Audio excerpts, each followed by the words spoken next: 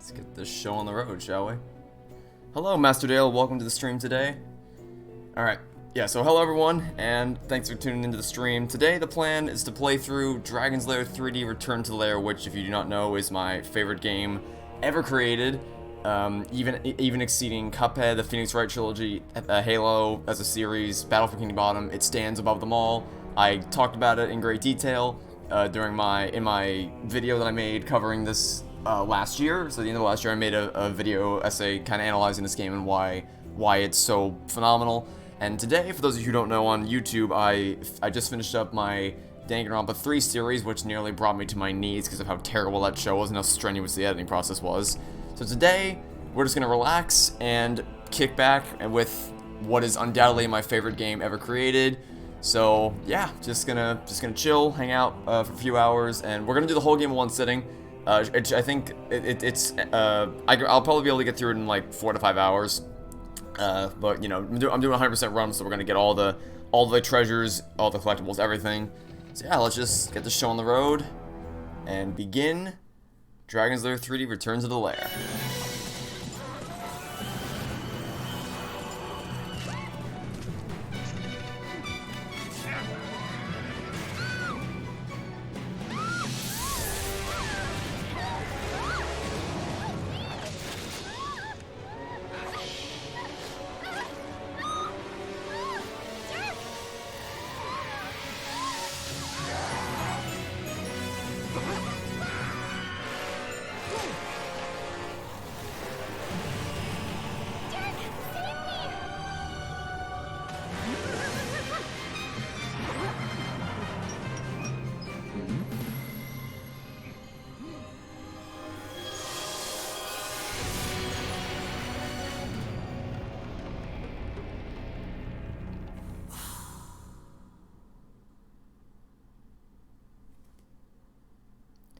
I am really looking forward to playing this. This has honestly been like the light at the end of the tunnel. Because Danganronpa 3, like I said, was very strenuous to create, so it's just getting to play this game again has been the thing that's been like, alright, just gotta get through this, and then I can play this game.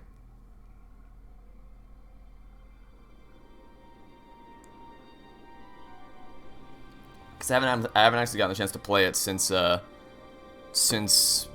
I made my video, really.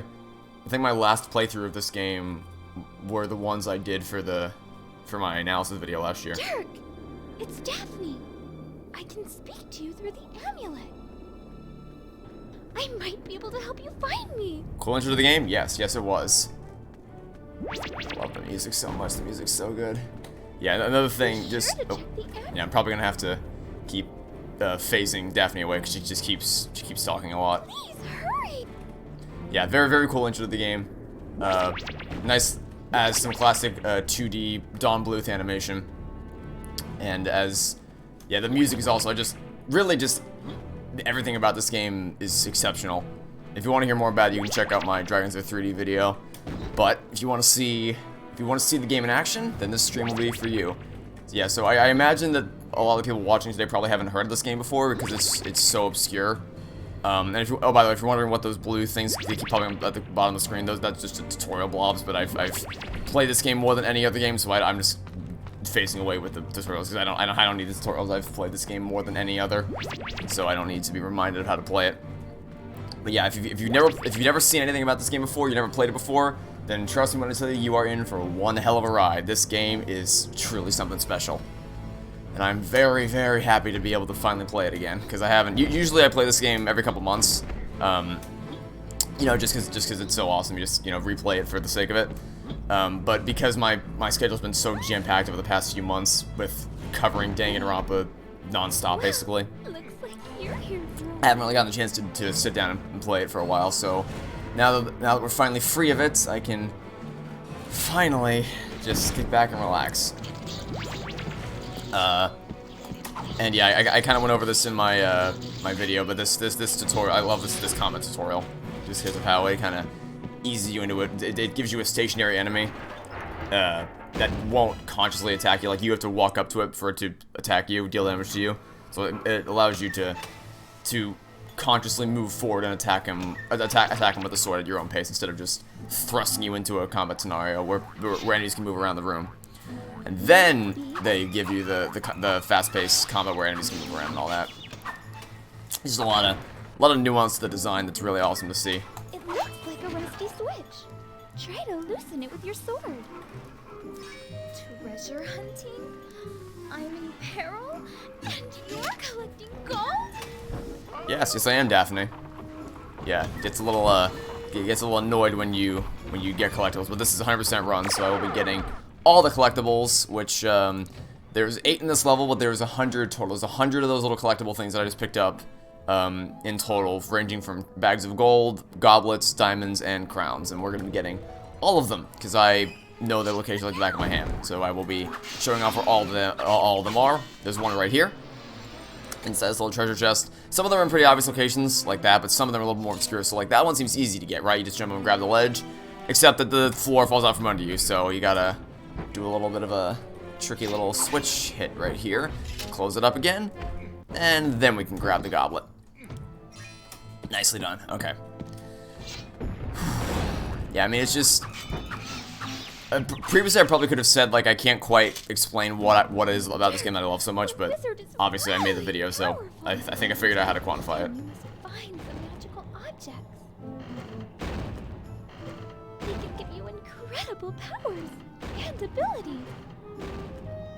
However, evil beings guard the essences. Defeat the monsters to retrieve them all. The essences can help you in the wizard's reign of terror. Yeah, so basically, for every boss you defeat, you'll get a little bonus ability called one of the dragon's essences, which of course we'll be getting all of them. The dress blew out that torch. I wonder where it's coming from. Oh dear, let's get away from me. Nope, stay back. Very good. By the way, I think I actually checked to see like what's written on the cover of those books one time. I think it says Dragon's Lair. I don't know for sure. Wait, let's see if we can see right now. I think it says Dragon's Lair. Yeah, I'm almost. Yeah, it says Dragon's Lair. Okay, I was 100% positive that that's what it said, and it turns out I was correct. It does say Dragon's Lair, so it's a nice little reference. Halo 2 is your favorite Halo game, and Jurassic Park 3 is your favorite Jurassic Park movie. So the first statement, I can see why Halo 2 would be someone's favorite because, you know, the multiplayer is groundbreaking and the story is phenomenal. But its gameplay has not aged. Like, its core, the campaign's level design and busted AI and busted health modifiers and damage boosters. I'll go over it more when I make my Halo 2 video later this year. But that game is probably aged. I did not mean to fall. Has probably aged the worst of all the Halo games. As for Jurassic Park, I am not exactly I'm not quite all that knowledgeable on the Jurassic Park franchise. I've seen, if you want a list of the movies I've seen Jurassic Park, the original, obviously. Wow, I am clearly out of practice with platforming in this game. Yeah, it's been a long time since I played this, so it might be a little rusty, might be a little rough around the edges, but we'll get used to it in due time. Anyway, yeah, I've seen Jurassic Park because it's the original, obviously. I've seen Jurassic World, and then I've seen Jurassic World 2: Fallen Kingdom. If you want my thoughts on all those movies, Jurassic Park is a classic. Obviously, it's fantastic. Jurassic World, it makes no sense, but it's, you know, it's a fun movie, I guess. So it doesn't have great writing, but it is fun to watch. I'll give it that much. Jurassic World 2 makes even less sense. Its plot is broken fundamentally. Did I miss a treasure? I don't think I did. I hope I didn't. I'll check. Did I miss a treasure? No, I didn't. Got all 8. Okay, cool. I haven't seen The Lost World. I've heard it's crap. I haven't seen Jurassic Park 3, and really I've only ever heard negative things about it. I've never heard anyone say it's their favorite, but if you love it, then more power to you. I can't speak to the quality of it, though. I've never seen it. But I know that Jurassic World and Jurassic World 2 are, not that well. I mean, I certainly enjoy those movies, but they're not very well written. Like, at all. Anyway, gonna grab this key. The gold key is yours. I'm gonna try to refrain from saying how much I love the music, because I would just be saying that for every track in the game. And it would probably get grating to hear after a certain amount of time, but yeah, the music, just every track in this game, every piece of art, the atmosphere, the graphics, the character design, I love it all so much. And yeah, the tutorial pops are gonna start getting less and less frequent the further we get into the game, because, you know, the further you get into the game, the less new stuff there is to, or the less stuff there is to explain, I guess, because you know all the base mechanics at a certain point. But up until that point, we're gonna be seeing a couple tutorials. And yeah, if it looks like I'm just kind of breezing through most of this, like, it's almost like I'm running on autopilot. It's basically because I've played this game so much that I know the game like the back of my hand. So, yeah, it's a blast. Have a YouTube channel and you're gonna make a short video why you love Jurassic Park 3. Well, I wish you well with that. I hope you enjoy making it, and I hope it turns out great. Yeah, I always encourage, like I said, if you're passionate about something and you wanna speak your mind on it, by all means, go ahead.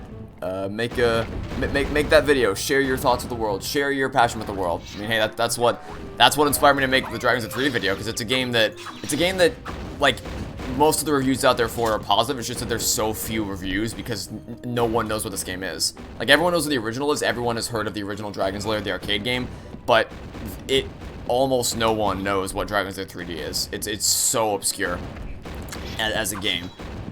So even though the small amount of reviews out there are positive, it's a struggle to find them. Like, I was digging through YouTube, and I'm pretty sure I found every single review, like for other movies and for other games that are like more mainstream. Realistically, you're never gonna find all of them because there'd be so many. Like I don't think it'd be realistically possible to find every single review that exists of Avengers Endgame, or for one person to do it, I guess. But for this game, because there's so few of them, I was able to find all of them, and I was able to reference all of them when I was making my video. Okay, goodbye. Hi friends. See you later, buddy. So, yeah, I'm pretty sure I found every single one of them, and I believe this is the last one for the level. Yep, we got them all. So, yeah, that's what encouraged me. That's kind of what encouraged me to make the video I did, because not a lot of people were talking about it, and I just wanted to share my passion with the world and share why I love this game so much. So, by all means, if you love Jurassic Park 3 and you want to talk about why, more power to you. I wish you luck. Go ahead. The ring is one of the essences that you'll need to use against Mordrock. The ring will also grant you certain abilities and attacks. The trick is, how do you get up there? But yeah, like I said, I can't speak to the quality of Jurassic Park 3 because I've never seen it. But I've enjoyed all the Jurassic Park movies that I've seen, even if it's for largely superficial levels, and I can still remove my personal enjoyment to say, like, yeah, the later okay, that was dumb of me. I shouldn't have moved out while the fire level's still there. Go for the chain, got it. Even if it's for largely superficial reasons, I've still enjoyed every Jurassic Park movie that I've seen, but I can also remove that personal enjoyment to say, like, yeah, the first one's definitely significantly better than Jurassic World and Jurassic World 2. But that said, I am still excited to see the third Jurassic World movie when it comes out. Because, like I said, oh dear, okay, that was not part of the plan. I didn't mean to take that much damage. I was hoping to grab the ledge, but I kind of messed up the platforming there. And run before the thing collapses. Nailed it, nice. Is there a potion? Oh, well, if there was a potion there, I'm not going to get to use it because I just missed my opportunity. Okay. Grab the rope. This part's tricky. Yeah, you gotta be very precise with, oh, didn't want to, I wanted to check the barrel again, but I missed it. Alright. You gotta be very precise with your jumps here. Let's wait for this round. Jump now. There we go. And nope. Wait, jump again. There we go. And nailed it. Nice. That part's always tricky to get down. Because it requires such precise timing. But at a certain point, you get the hang of it. Alright, stop with the flames, please, and thank you. Alright. This is the part that I talked about in my walkthrough for being a masterfully composed, it's too heavy to move. Section, because, yeah, it's too heavy to move, so you can't get under there. But if you go around here, and you grab, well, first let me grab the treasure that's around here. Nicely hidden. If you go in here, you'll find the mana cell. That. It unlocks magic energy throughout the castle, and can enchant just about anything. So be careful, it's full of surprises. Maybe you can use it on the other golden podium you saw earlier. Yeah, and then you take the mana cell out. Take heed, Dirk. Away from the podium, the mana cell needs you. If separated too long, the cell will return to where you found it. And it brings these statues to life, but a lot of players don't connect the dots because either they've forgotten about the other statue or they're too busy trying to panic to survive that they don't quite realize that, hey, wait a minute. The mana cell brought those statues to life. So if I bring the statue into the other room, the statue comes to life and moves out of the way, allowing you to somersault into the area and grab the heart container. The game is really masterfully crafted. Now please get out of the way, you stupid knight. There we go. Once you upload your Jurassic Park 3 video, why would you watch it? You know, I'm always down to hear other people's perspectives on things. I mean, spoken as if I have a perspective of my own, because I've never seen Jurassic Park 3, so, you know. I'm always down to give things a shot. Alright, we have brought the mana cell back into the main room. And we'll go ahead and plop it down like so. Okay, now it's time for our first major combat challenge of the game. Starts out pretty simple, just one knight. Get around behind you. There we go. Don't. There we go. But they add more each time. So this wave has one. Sorry, this wave has two. And then, well, the first wave had one. This one has two, and then the next one's gonna have three. Get away. Thank you. Yeah. Oh dear. Nope. Yeah, you gotta be very careful with your sword wounds to make sure you kind of stun them and then get around behind to flank so that you can get around their shields. Or so that they don't attack you with their sword, because their sword's a lot more powerful than the Giddy Goon's sword. And now, we're not quite done just yet. We still have, I believe this is the last one. Yep, this is the last treasure that we need to get for this level.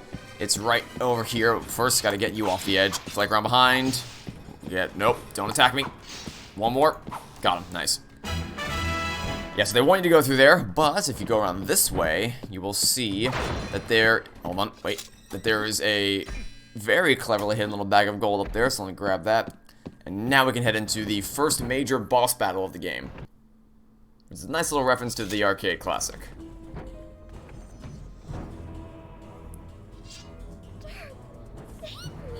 How am I doing today? I am doing really, really well, honestly. Today's been great so far. The reaction that I've seen, like, I'm reading all the comments on the recent Danganronpa 3, the finale of the Danganronpa 3 series, and honestly, it just warmed my heart so much, because to see people speaking, like, typing out the long comments about how much they enjoy the series and how much they get out of my videos and how they enjoy my channel overall, just it kind of validates everything that I do. Because, like, the whole reason I do this in the first place is to provide, is to entertain people, to bring a smile to someone's day. So to see that so many people have been responding so positively to that series just really brought a smile to my face. So yeah, I'm doing really well. And to top it all off, now I'm playing what is undoubtedly my favorite video game ever created, which is Dragon's Lair 3D Return to the Lair. So yeah, today's been really awesome so far. You enjoyed my Danganronpa 3 series, well done, thank you very much. I'm happy to hear that you enjoyed it. It always brings a smile to my face. Okay, now, hold still, Giddy Goons. Got a surprise for you in the form of a Whirlwind sword attack. Nice, got every single one of them with that. Okay, yeah, that's what I was missing from the previous encounter, because this thing is gonna absolutely annihilate any enemies that dare to get close to me, just like that. Oh dear, nope. Okay, I think I can afford to do one more, but I want to save my mana because we're already pretty low on mana, so I gotta. We don't have any. We only have a health boost. We don't have a mana potion, so I gotta conserve my mana for the. Oh wait, never mind. There's a thing right there. Yeah, never mind. Forgot about this. Give me that. Thank you very much. All right, stay back, friends. Get away from me. Okay. This. All right, can I get a moment to just pause and look at chat, please? There we go. Goodbye. Nice knowing you, friends. And onward we go. Yes, we're doing a 100% run today. We're going to collect all the treasures, all the hidden collectibles, all the bosses, all the levels, everything. It's going to be start to finish. I should really get this done in probably 4 or 5 hours. Assuming I don't screw up. There's a couple sections where I might screw up horrendously, but I think we will be just fine. Hopefully, anyway. I guess we'll find out. Okay, now we're heading up the stairs. Yeah, the stairs didn't spawn in for a second. That was a little weird. Oh dear. And now the stairs are going to start collapsing all around us. Move, move, move. Do. Gotta go fast. Stay away from... Ow. Nope. Running away. Running away. Not getting anywhere near me. Yeah, the stairs are going to... Oh, okay. Almost missed that jump. Almost missed that jump. Bit of a stairs gauntlet right here. So you gotta please don't get anywhere near me. Yep. Nope. Stay back. Stay back. Stop. Oh, okay. I think we're almost... Yeah, the top of the stairs will be right around it here. And then there's going to be a bunch of giddy goons. They're going to get their rear ends handed to them on a silver platter by a good old-fashioned Whirlwind sword attack. Nice. Okay. Hold up such a heavy beam. Now this is going to be tricky. Please don't miss. Nailed it. Yeah, it's a tricky little piece of platforming there to make sure you don't miss the... It's a pretty narrow beam. Got it. Okay. Now we have our first mana potion right here. Potions restore magic. And want to see a little trick? Very, very well hidden little secret passageway right there. That's another one of the things I talked about in my video, is how there's a lot of really, really well hidden nooks and crannies throughout all the levels. Also, that Giddy Goon just got sniped by the crossbow dude right here. He got betrayed. He got team killed by his own friend. So that's nice to see, I suppose. But yeah, that's one of the things I really, really like about this game, is that there's so many little hidden nooks and crannies. So if it rewards exploration of the levels. Like for those who want to explore every last nook and cranny of the castle, you get to see all these cool little hidden areas, get a bunch of health rewards and mana rewards. But none of them are essential to completion. You can beat the game without ever getting any of them, but they're there for those who want to go the extra mile and explore the whole castle and find everything it has to offer, which is really cool to see. Yeah, if you're wondering, by the way, how you're supposed to actually find this, because you can tell right here, it's not very well like illuminated. It's intentionally obscured from the light coming through the windows, unless you get right up to it. But you have no reason to go to the corner of the room. Well, the way you find out is because if you go over here, here I'll show you after I clear out these enemies. Okay, oh wow, actually I didn't think he was gonna be inside the realm of the Whirlwind sword attack there, but we got him anyway. Okay, you can see down here that you can see it's like, hey. It looks like I should be able to walk down there. Like, it looks like you should be able to enter that passageway. And you can even see a rope, like you can see down there below the sewer. You're great. You can see the rope dangling. So it's like, okay, I'm clearly supposed to get down there. So what happens if you follow the hallway around, that leads you to explore the corner, and then you find a little hidden passageway. So it's a very, very well constructed little hidden passage right there. Yeah, I go into all this in a lot more detail in my, my analysis video, if you want to check it out. But if you just want to see someone hang out and play the game casually, I am happy to provide that as well. And I think I hear Cyclops worms that spawned in. Yeah, Cyclops worms just spawned in. It's no big deal because I'm gonna wipe them out right now anyway. Yeah, they always get scared whenever that happens, because they don't want to get torn to shreds by the spinning. I didn't want to do that. I didn't want to do that. That was unfortunate. I think it might be faster if I just do this, honestly, because that'll put me. Never mind, it saves you after every switch hit. Okay, never mind. Never mind. Yeah, in case you're wondering why I didn't want to hit it, it's because I want to get that treasure out in the ledge back there. And I only needed to hit it once to actually go over there, but I stopped thinking and I actually hit it a second time by mistake. So, not intentional, but, you know, we only a minor setback, of course. So now we'll get this, I think. They spawn in again? Yep, okay, you're over there, you're not a threat to me, but you're gonna spawn in right here. Nope, stop. Don't even try. Don't even think about it, partner. Alright, I gotta get ready to block as I land. Okay, I got lucky, he missed. I didn't block effectively, but I still got lucky because he missed me. This little Cyclops attack thing. Now, let's spin it around a couple more times to get it lined up where we need it to be. And then we will proceed with the rest of the level. Yeah, by the way, we have a, this level is basically a vertical climb. I gotta get all the way up to the top of this room. So it's gonna be, quite the challenge. Well, yeah, quite the challenge to get up there. Nope, stay away from me, Cyclops worm. Don't get anywhere near me. Nice. Okay. So this has some tricky platform sections, like that over there, where I'm looking right now is going to be some pretty tricky platforming to get that, the goblet hiding on the lower ledge. I think that's the major problem that we're going to have to deal with. Okay, I did not, okay, that was a risky jump, that was a very risky jump. I didn't know if I was going to be able to make it or not, but I grabbed onto the platform as it was moving away, so I think I got, like, I think I jumped as late as I possibly could have before it moved away. You're watching the video after watching the video you made about this game. It was not easy to find. YouTube algorithm just refused to show the video in search results. That's why, so at the end of the video, I actually linked to it. I had the end card on screen, that showed off the video, and I had a card on the top of the screen that would have taken you right to the game, if you, just to kind of, simplify the process of getting to it. But, yeah, hopefully you enjoyed the video I made about this game, because that's probably, like I said, that's my magnum opus. It's the proudest thing I've ever created on YouTube. Because I just love that. That's just my... That's raw passion for my love of this game, talking in the form of that video, and now we're just here, playing it today, and you, my friend, need to... Nice, okay. Quickly, before he shoots again. Oh, that was close, he almost shot me down. Get out of here. Okay, now this is gonna be where things get tricky. Because I have to grab onto this chain, lower myself down as far as I can, then jump. Nailed it. Yeah, that's a very precise jump. You don't have a lot of room for error there.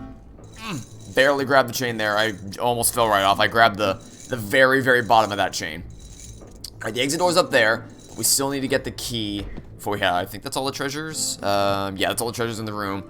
So now we just need to get that key up there, and then we're free to head out and proceed on to the wizard's chamber, which puts us one step closer to the bell tower. Oh, wait.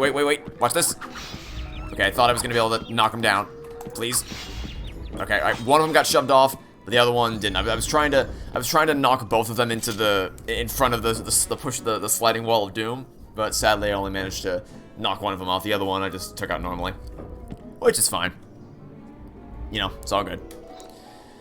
All right, shortcut here to take that. I mean, I almost screwed up the shortcut because I almost missed the jump. But yeah, you can go around the long way like this to grab the key, or you can just take the shortcut that I did.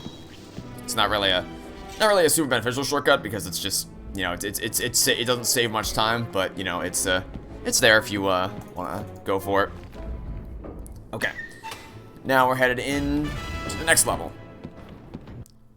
This is where we're gonna get another combat gauntlet and another little puzzle to solve. Okay. Also, this is the one thing about the game that's always kind of confused me.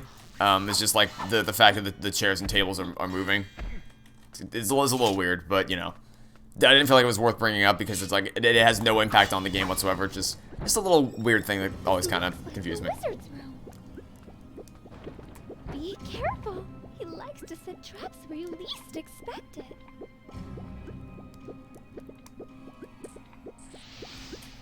Alright, first things first, grab the goblet, grab the health potion before the enemies get too close. Then step towards the door, get the Whirlwind sword attack ready, and really just one. I was hoping there'd be more. I was hoping that more of you would surround me so I wouldn't waste the Whirlwind sword attack, but it's fine. It's fine, it's fine. Oh, nope. Okay, did the door open? I'm not sure if the door... Let me go check to see if the door opened in a second. Alright, go. It opened, alright, yeah. That's an infinite respawn room. The Giddy Goons will infinitely respawn in that room. So, you gotta make sure you, keep an eye out for the door open. Have you heard of a game called Need for Speed? Yes. Neil recommended that to me. In fact, when I first started doing YouTube back in 2014, that was one of the first games he recommended me to play, was Need for Speed Rivals. So I bought it. But unfortunately, because EA is a stupid company, they did a, what's it? Also, I think my, yeah, I think my, my first, I think the problem is that my EA account was like, oh, it's like, because I was still in middle school when I first started making YouTube videos. So you have to be 18 years or older to actually have an Origins account, and you need an Origins account to play Need for Speed Rivals. So also, for some reason, if you attack the paintings, they make that noise, and it's on top of the bed. So go ahead and make your jokes if you choose to. Oh yeah, I have heard of it. I've never played it because I've never gotten the chance to play it. Because like I said, I needed an Origins account to do it, but when he first recommended it to me, we were both still in middle school, so I wasn't old enough to have an Origins account, so I couldn't play it. But one day we might, one day we might, because we're both in college now, so one day we might go back and actually try to play it now. But you know, there's a lot of games on the horizon, both that I teased in my 2021 preview video and that I just want to cover anyway. So maybe. I played and beat Need for Speed Most Wanted 5, Need for Speed Carbon, Need for Speed Heat. happy to hear it. I'm happy to hear that you've been able to enjoy those games. Is zap away after they got hit a couple times. Which enemies are you referring to? Because that's how combat works. Is you attack an enemy and then they disappear. Remember, Dirk. Which one specifically are you referring to? Out of curiosity. Just so I know more context of what we're talking about here. Okay, you need to stop off. Stop off. I combined stop with bug off with the crossbow. Okay. I probably should have done this in the reverse order, because that guy with the crossbow tends to snipe me off the chain, if I'm not careful, so this could be tricky. Yep, that's what, okay, it's fine, it's fine. Jump now. Hope we get lucky. Nice. Okay, he missed the shot. That's why I like to do this side first, because you can do the sides. You can hit both bells in any order you want.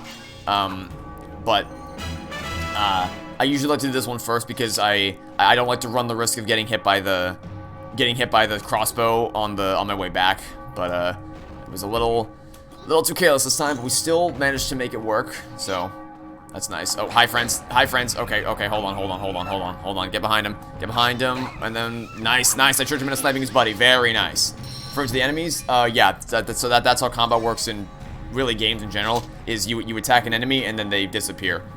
Oh, well, okay, so I guess technically you could be referring to the fact that instead of, like, their corpses being on the ground or whatever, they just, like, literally vanish into thin air. I'm pretty sure that's just to keep the game's T rating, so, like, instead of seeing their dead corpses spool out on the floor, they just kind of disappear. Nope! Okay, that was close. No, let's not get hit by the spike and fall to our death.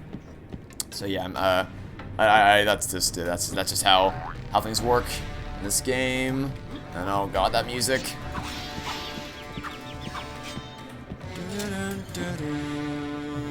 The soundtrack in this game is so good.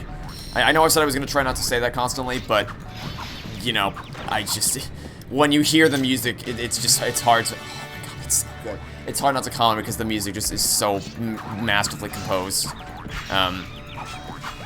After watching the video, you realize there's so many games you never heard of.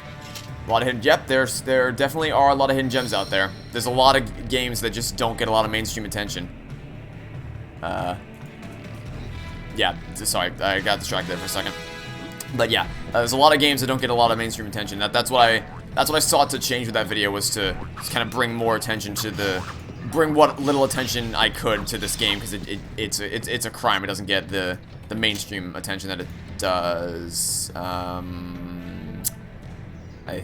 think I'm still on track. Yeah, I don't think I missed anything. Yeah, I think I'm still on track. Yeah, because there's a goblet up there.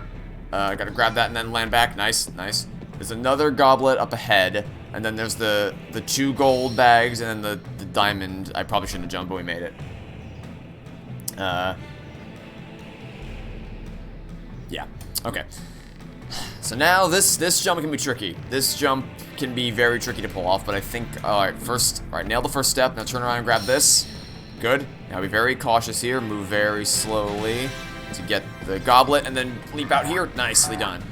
Yeah, I did that much faster in my analysis video because I was trying to show off like how if you know the game's movement system well enough, you can pull some really satisfying chain moves around the levels. Like I did that like super lightning fast in the walkthrough, sorry, in my analysis video. But just because it's been a long time since I played this game, I wanted to play it nice and safe for the sake of the stream. And I think we're still on track. Yeah, because there's only 3 more things we gotta get, and they're all in this area. So I gotta see if I can jump on here. Nice, got it. Alright, now turn around and grab goblet number 1. Turn around and head across. I'm gonna be walking very slowly here to make sure we don't make any silly mistakes. We'll go for the risky one first. We'll grab the goblet now. Don't fall. Nicely done. And no, okay, didn't want a somersault, but we still, okay, that was almost really bad. I did the intent there was not to somersault forward, but gotta go. But I wish you luck in your Dragons of 30 Humps stream. Have a great day. Thank you very much, Master Dale. Thanks for stopping by the stream. I hope you have a great day as well, and thank you for the good luck wishes for the stream. Hope you have a great day. Alright, so I believe that's all the treasures. Yep, that's everything for this room, so now we're good to move on to the next one. Okay, I don't think I've ever actually been killed by these spike walls before. But they can, if you're not fast enough with the chains, they will crush you and kill you. So I guess I'll show that off real quick. If you're not fast enough, they will just crush you. Like if you look, the walls will come together and boop, you're dead. But yeah, I've never actually been killed by them before. But it is possible, technically speaking, to get wiped out by them if you are not careful. Alright, this level's tough. This level requires a lot of fast platforming. Oh my god, the skyboxes are so gorgeous. There's a lot of fast platforming required here, so probably gonna have to be quick on the trigger. Go now. Nice. Okay. Man, I kind of wish I could play this game for the first time again, because like I love this game with all my heart, and I always have a blast playing through it. But there's just a part of me that kind of wishes I could go back to that, I mean, just for your favorite games in general, that first time you ever played, like, your favorite game ever made, and just the sense of wonder and awe of experiencing it all for the first time. I kind of wish I could just experience that again for the first time. It's just so awesome. Especially referring to the game's plot twists, which we haven't gotten to yet. We will get to them, I don't want to say soon, but we'll get to them at some point. I don't know how long it'll take for us to get to, because it's about halfway through the game that the plot twist, the major plot twist, gets unveilable. There's two major plot twists. The first one's halfway through the game, and the last one's at the very end of the game. So, we'll see. Like I said, I think my walkthrough for this game is like 4, 5 hours? I don't know. It's in my video how long the game actually, how long my walkthrough is. But generally speaking, playthroughs of this game range from anywhere from 4 to 7 hours long, depending on how much you explore, how many things you collect, how new you are, so like how many times you mess up with the platform challenges, things like that. So I'm guessing it'll probably take us around 4 to 5 hours to get through the game today.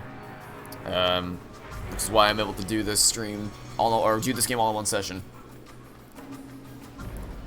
Barring any, like, assuming that we don't get stuck on the major bosses and the major platforming challenges, which I don't think is gonna happen, because even though it's been a few months since I played this game, I'm still a little rough around the edges since playing it last time. I still have a general sense of what I'm doing, so I think we'll be fine.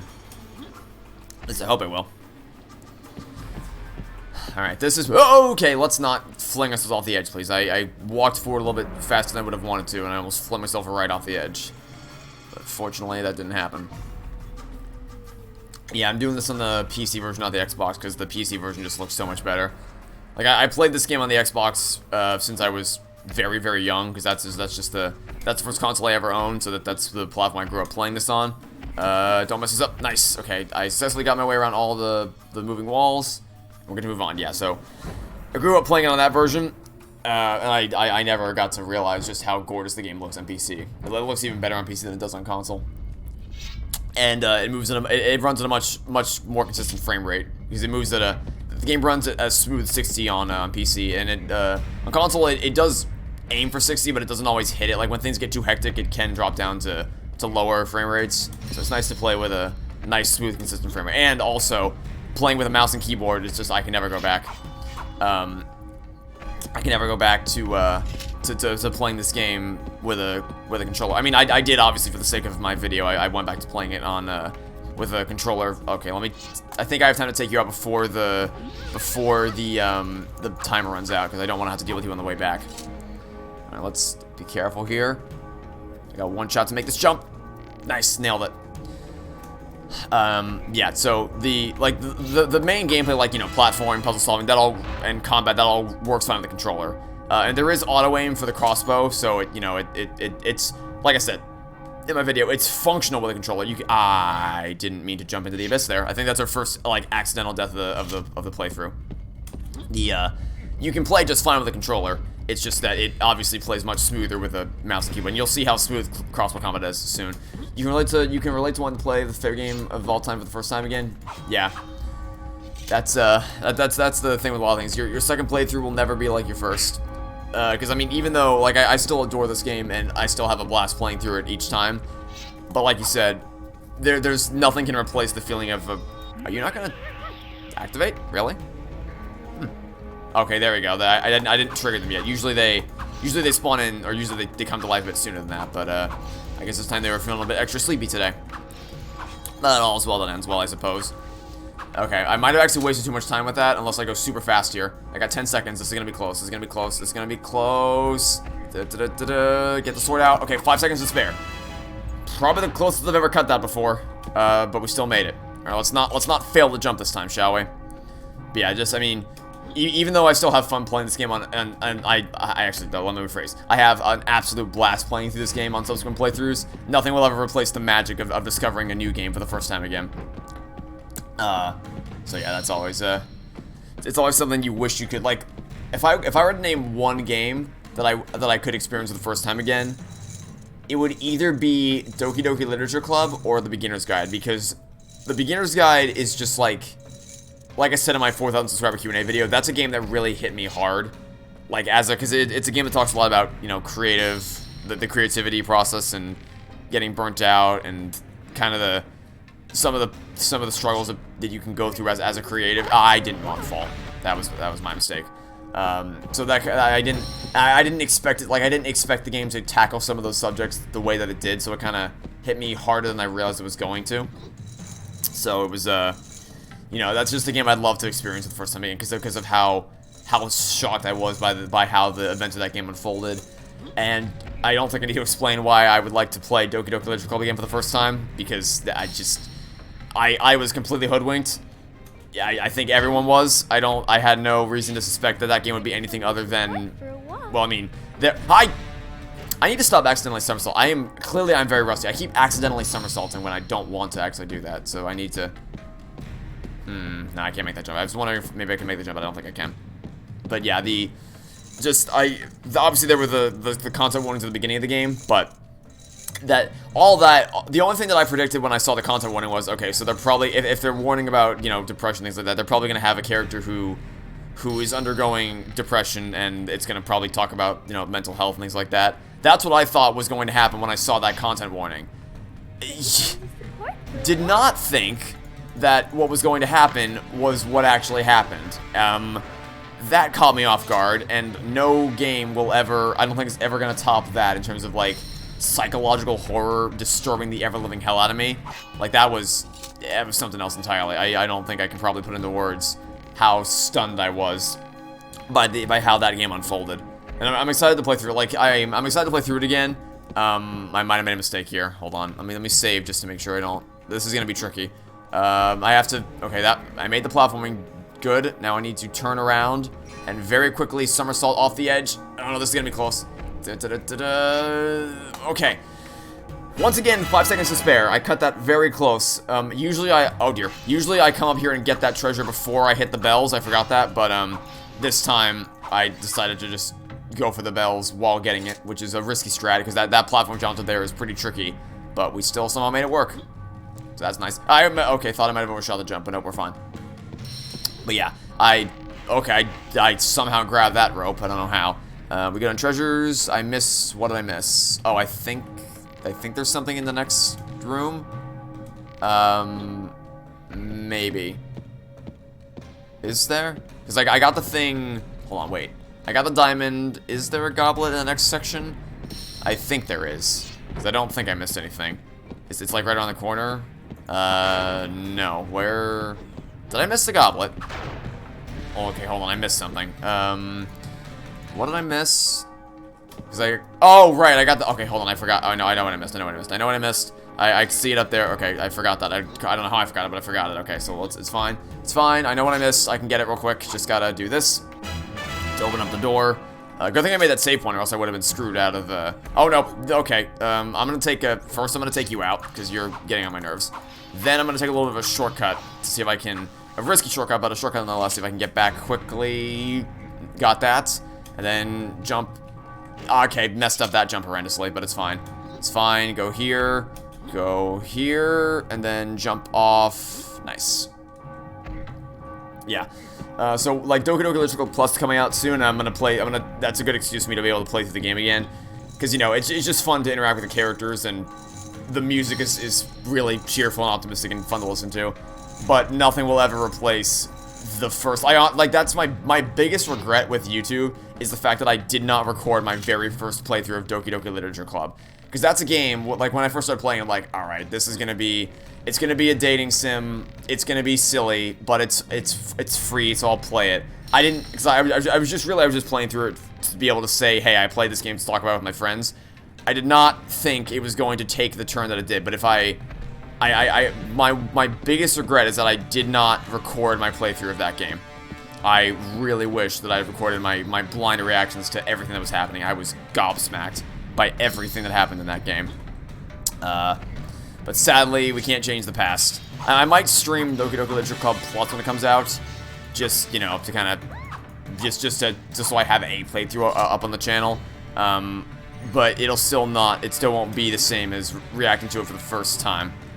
Okay, now we have, good thing I checked. Yeah, now we have, I don't know why I forgot that, but yeah, now we have all the treasures in the area, and we can move on after I go ahead and stun you, lure you closer together with a good old-fashioned Whirlwind sword attack. That was not as effective as I thought it was going to be. Alright, get behind the shields. Get behind the shields. Okay, we're running low. Oh, no. Get away from me. Oh, dear lord. Okay, we're running very low on health. Got him. Okay. We need a health potion. We need it now. We are extremely low on health. There we go. Alright. Should I use one more? Yeah, let's use one more just to be safe. Better safe than sorry before we head into the next, because we're coming into a boss fight right now, so it's better safe than sorry to make sure we are still on track for making sure we have enough health for this. This one can be tough. This boss fight can certainly be tough. But while he's distracted, I'm gonna go get the treasure, because there is actually a treasure. I think this might be the only boss in the game that has... Okay, no, I guess the Lizard King counts. So aside from the Lizard King, I think this is the only other boss in the game that... I fell. Yeah, I am very sloppy today. I am very rough around the edges when it comes to platforming. It's been a very long time since I've played this.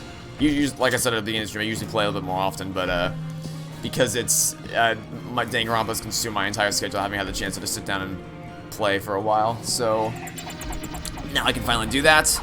And alright, so I think I should be clear to head back this way. Alright, where is he? Alright, he's flying over here. Where are you gonna land, buddy? Land over there? Okay, let's hope I can get to him in time. Go. Attack him before he flies away. Just in time, okay. That was close. I think he was very close to flying away there. Alright, where are you going next, pal? Pick a location and stick to it. Over there? That's fine. Yeah, so the game plan here is you have to attack him while he's wait for him to fly around and then land somewhere, and then attack him when he lands. And then at a certain point, he'll just hide up in the bell tower, hide up in the bell in the tower, and then after that, that's when you go to the bells around the room, which would be now. So we have to essentially cause the giant bell in the room to ring, which we can do by ringing the smaller bells around the room, and that'll shake the Bat King out of his bell up there, and that'll get him to fall, and then we can attack him normally. Do that. There we go. And I like how the section builds and everything like this. This kind of builds. This is the culmination of all the sound mechanics that you've learned up until this point. So it's a very clever and creative finale to the. Because all, like, as you can see, there's little sections of the castle. So this would be the sound section, or like the. Can I hit the bell, please? No. Okay. Can I? There we go. It teaches you all the mechanics of how the bells work, how sound works, and then it brings all those mechanics together into one final boss battle. It's a nice culmination of everything you learned up until this point. Got that. Jump out. Okay. I'm gonna need a health potion before we leave here because I'm very low, and got it. Okay, now I can read chat. Are you planning on making the complete Nintendo Direct? So Nintendo doesn't want people to react to the Nintendo Direct, apparently. So I'm not gonna risk it. I'd like to, but Nintendo was a real stickler in terms of, like, please don't react to our Nintendo Direct, because Nintendo is a very pro-consumer company. So I'd like to do that, I really would, but I don't want to risk getting a strike on my account, because I don't want to. I'd like to keep my channel up so I can actually keep making content. So I don't want to. I understand, like, you'd want to watch it, and I get that, but that's the same reason why I took down the E3 videos, because apparently they didn't want you to, like, unless you were in the E3 co-stream program, they don't want you to actually, like, co-stream react to it. So I didn't want to risk doing that at the risk of my channel getting taken down. Is really the main reason, the only reason I did that. So yes, sorry if you wanted to see the full thing, but really, most of my reaction to most of, like, if you want my summary of what happened, it's pretty straightforward. Basically, most of it I had no reaction to because I'm not a Metro Exodus fan. Sorry, I'm not a Metro fan. I'm not a Zelda fan. I haven't played any of the games. So most of the stuff they announced are just kind of like, those things are happening. I'm glad that they're happening for people who want to see them, but I have no reaction to this. except for Mario Party Superstars. That, obviously, I love Mario Party. I've had so much fun playing that with friends and family over the years, so I can't wait to get that game. But really, the highlight of the Nintendo Direct reaction was me reacting to the Danganronpa Decadence announcement. That was probably the strongest reaction I had out of the whole thing, so that's really the main thing that's the main thing that I think would stand out among the rest of them. But and that'll stay, because that's just a short little clip. I think that should be able to stay up forever. But yeah. Okay, so that's oh, hi friend. That's 1 essence down. A dragon's wings, so now I can use that to float across the gap here. But first, let me fly over here and grab myself a hidden mana container, because there's a ladder up there and you can just glide across the gap, but there's a very well hidden mana container down here that you can grab if you're keen on exploring. Let me grab that. Thank you very much. Makes perfect sense. I mean, why should Nintendo want to get free market on the internet? Wait, that makes absolutely no sense. Yeah, Nintendo has always been a stickler with that. You know, they don't like.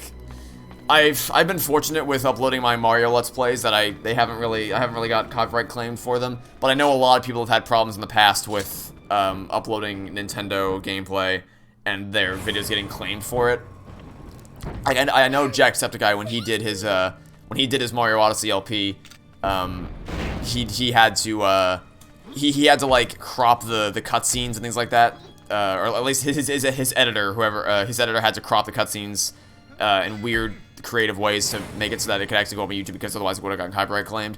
So yeah, Nintendo's not very pro-consumer in that regard. Nintendo's, I mean, I won't deny Nintendo's made some really great games, and the Wii was my first console, well, one of my first consoles. It's the first console I remember like unboxing with my family, and we played Wii Sports together for the first time. Nintendo's given me a lot of phenomenal memories over the years. I don't deny they've made some of my favorite games of all time, but if I remove that personal bias, let's be clear here, Nintendo is not a very pro-consumer company. They've always been crap like that. You can't escape it. You're right. I really can't. I really thought that after my Danganronpa, which by the way, I've recorded for those who want to know, I've actually recorded the first couple episodes of my Danganronpa V3 LP. And if you want to know my general thoughts so far, I won't spoil it for you. But, I mean, I guess I'll say it's better than Danganronpa 3. It's leagues better than Danganronpa 3, which I guess isn't a high bar, but I'm enjoying myself. I'll say that much. But if you want to hear my more specific thoughts, you'll have to wait for the episode 1 premiere on Monday. But yeah, I really thought that after my V3 LP, I'd be done. I'd be able to escape Danganronpa forever, and I'd never have to cover it again.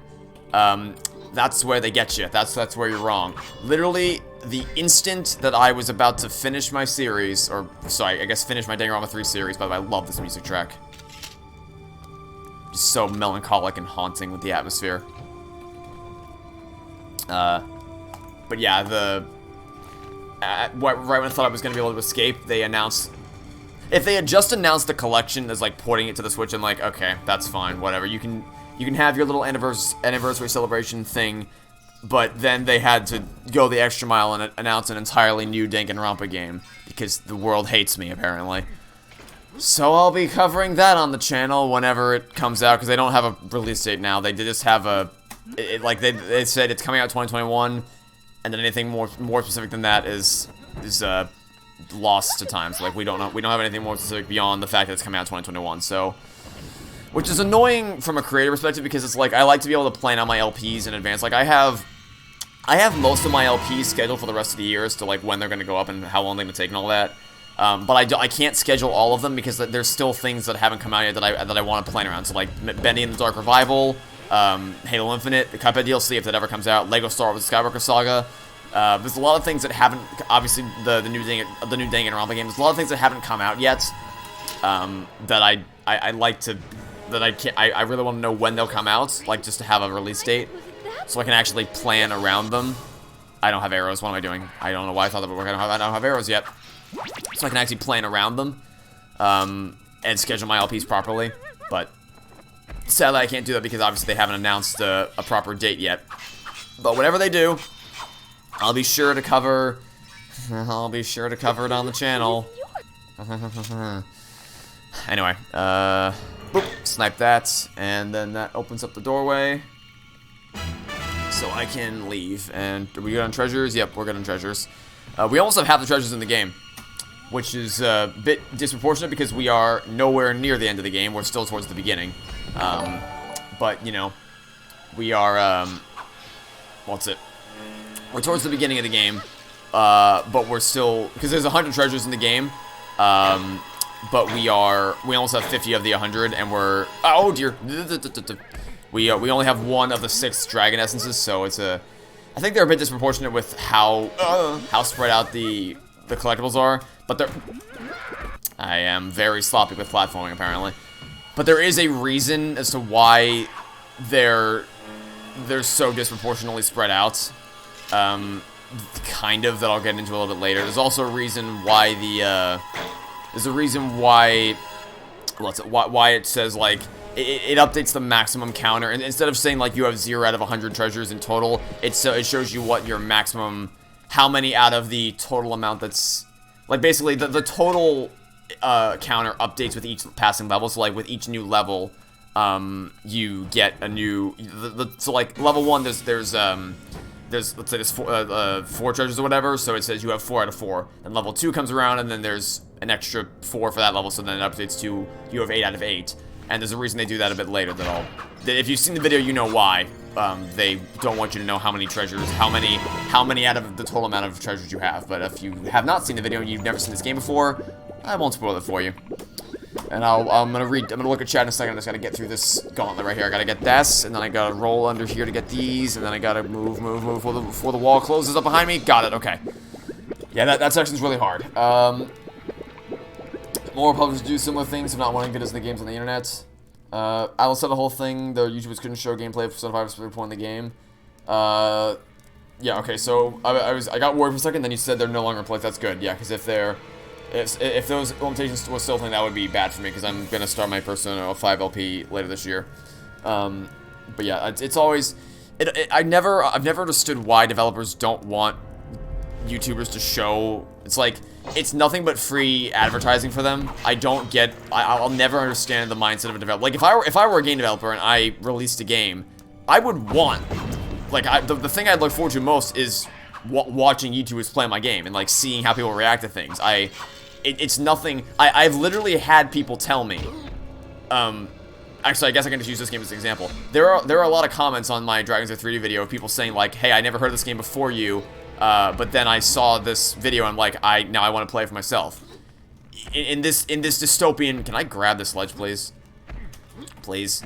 In this dystopian world that some developers genuinely want to see for some reason, that would never be able to happen. There we go. I don't know why I couldn't grab that ledge for some reason. In this dystopian future that some developers are actually advocating for, where no one's allowed to upload gameplay footage of their games, those people may never have heard about this game if it weren't for that video or the LPs. And really, I can just say the same thing for me. I've watched LPs of games, like I've watched people play through certain games that had I not watched that Let's Play, I never would have heard of the game. I never would have played it for myself.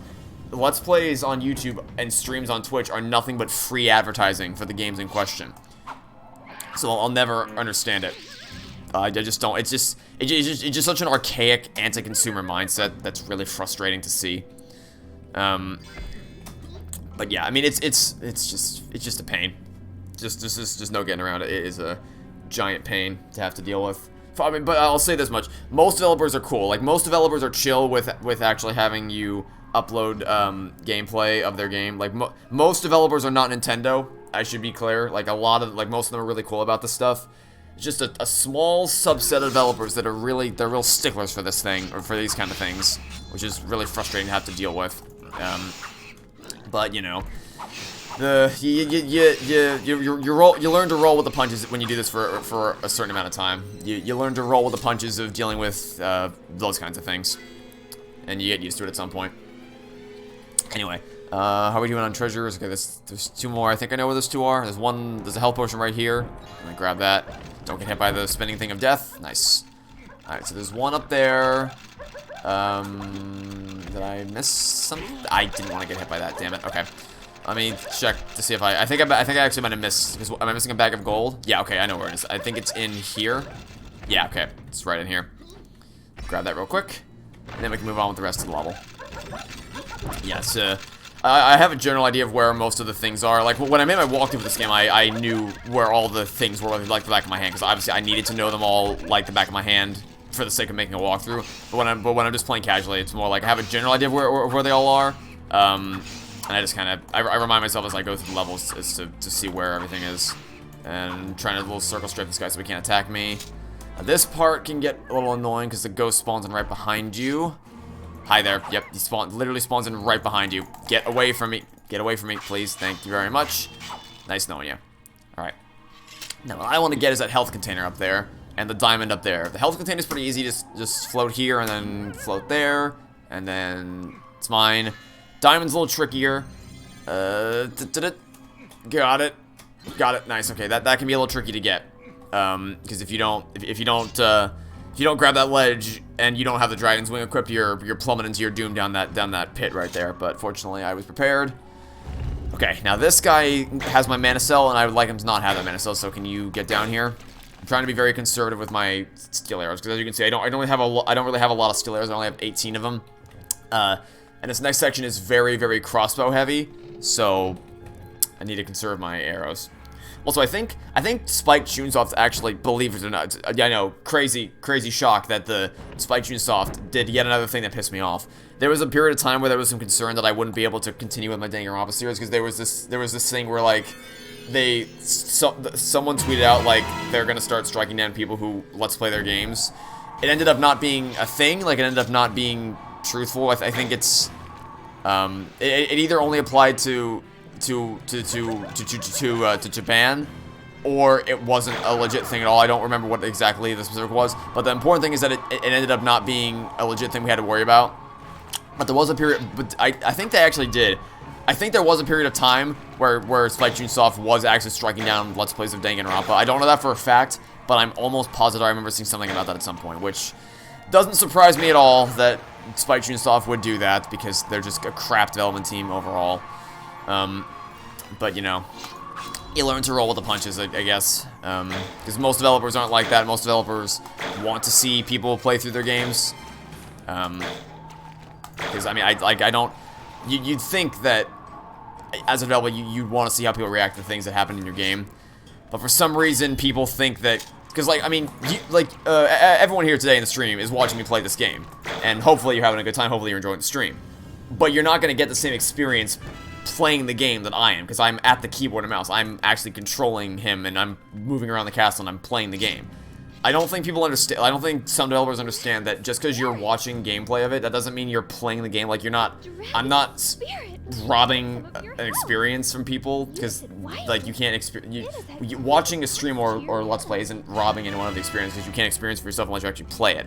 In fact, I would actually argue the opposite is true, because, like I said, I know some people that that were it not for, well, I know people who say that were it not for my LPs and my videos, they wouldn't have played certain games. And I know myself, were it not for other people's Let's Plays and videos, I may not have discovered some games either. So it's like, it's a unambiguously beneficial thing, like Let's Plays and streams of games. But for some reason, some developers are just real sticks in the mud about it. Persona 5 launch, the American branch helped content creators if their Persona 5 videos got claimed, because Alice Japan had a problem with the videos being there. One of the things confirmed mostly Japanese developers have a problem with YouTube footage of their games. Well, I mean, I don't know. Oh, wow, I only have one arrow count. I need to be very much more conservative with my arrow count, because I am running. Actually, did I just get some? Okay, I just got some more. Yeah, so I still need to be cautious though, because I only have 11. But yeah, I don't think it's just that. I think developers all over the world, like, it doesn't really matter where they're from. Developers all over the world. Some developers, I should say, not all of them. Most, like I said, most developers are cool, but some developers are less open to people Let's Playing and streaming their games. But I don't know that I would cast any. Like, I wouldn't say that it's just Japanese developers. I'd say that it's literally anybody all over the world. Can do that. It's just that some like that's just what I'm saying here is that, like, I don't think that there's any I don't think there's any geographic thing there. I think it's just from all over the world, developers all over the world do that thing. Like, regardless of, is this the right way? I think that's the, hold on, I think this is the way. No, I need to go here first. Hey, let's not fall. Okay, okay, save myself, save myself. That was close. That is why the Dragon's Wing is helpful, because it saves you if you fall. Very close indeed. Okay. Yeah, just pretty sure that developers from all over the world have been susceptible to striking down videos, not because of, just because they don't want to see people play their games. Which is frustrating to deal with, just in general. But, you know, you learn to roll the punches. This way leads to us.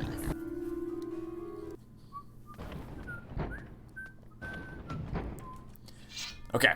There's a Giddy Goon in here. Let's get him out of here. Take him down. And then float across the gap. I think it is possible to make that jump without the Dragon's Wing. Just barely, but it requires very precise jumping, and I don't really want to test that theory today. Because it's supposed to be a very, very casual stream, so I don't want to run the risk of failing that jump colossally. Now, good thing I have my mana charged up, because I'm going to drastically need that here, because there's going to be, yeah, a whole horde of Giddy Goons. Hold still, everyone, and take my Whirlwind sword attack. Nicely done. Okay. Now, we can't get through this barrier yet, because we don't have the arrow we need to actually get through it, but we can get it in a second as long as we break through here. Is there anything useful in here that I can grab? Some arrows, I'll take those, thank you very much. Let's run through here. This part's pretty cool. You gotta watch the pattern. And of course, I know the pattern like the back of my hand, like I just haven't memorized because I played through the game so much. But it does flash by pretty quickly, so you gotta be very quick on the draw to memorize exactly where that, how that pattern is. And if you miss it, there is a button back at the beginning of the level, like where I was standing before I crossed the pit, that if you step on the button, it'll play the pattern again, like it'll play the fire pattern again. So it's a nice little piece of design. I kind of wish I had drawn attention to it in my video, because that is a nice little piece of design that I didn't mention. But if you step on this button over here, it'll play the it'll play the fire pattern again in case you missed it the first time. So it's a nice little bit of accessibility, so that if you so that you're not soft locked, like if you miss it the first time around, you can hear it again.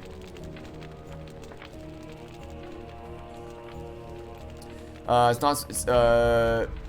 Could have something to do with the fact that you play other games in the category. It could be, because like I said, it's developers from all over the world that do that. Like, I've developers from all walks of life, from all around the world, are susceptible to striking down YouTubers and Twitch streamers for committing the cardinal sin of playing their game live on Twitch or in a YouTube video.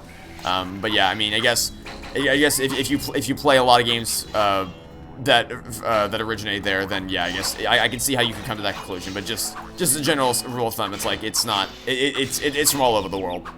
It's just developers being greedy and stupid, because they think that for some reason they're under the misguided impression that, hi Dragonling, you weren't there a second ago. All right, hold on, take some shots with my crossbow.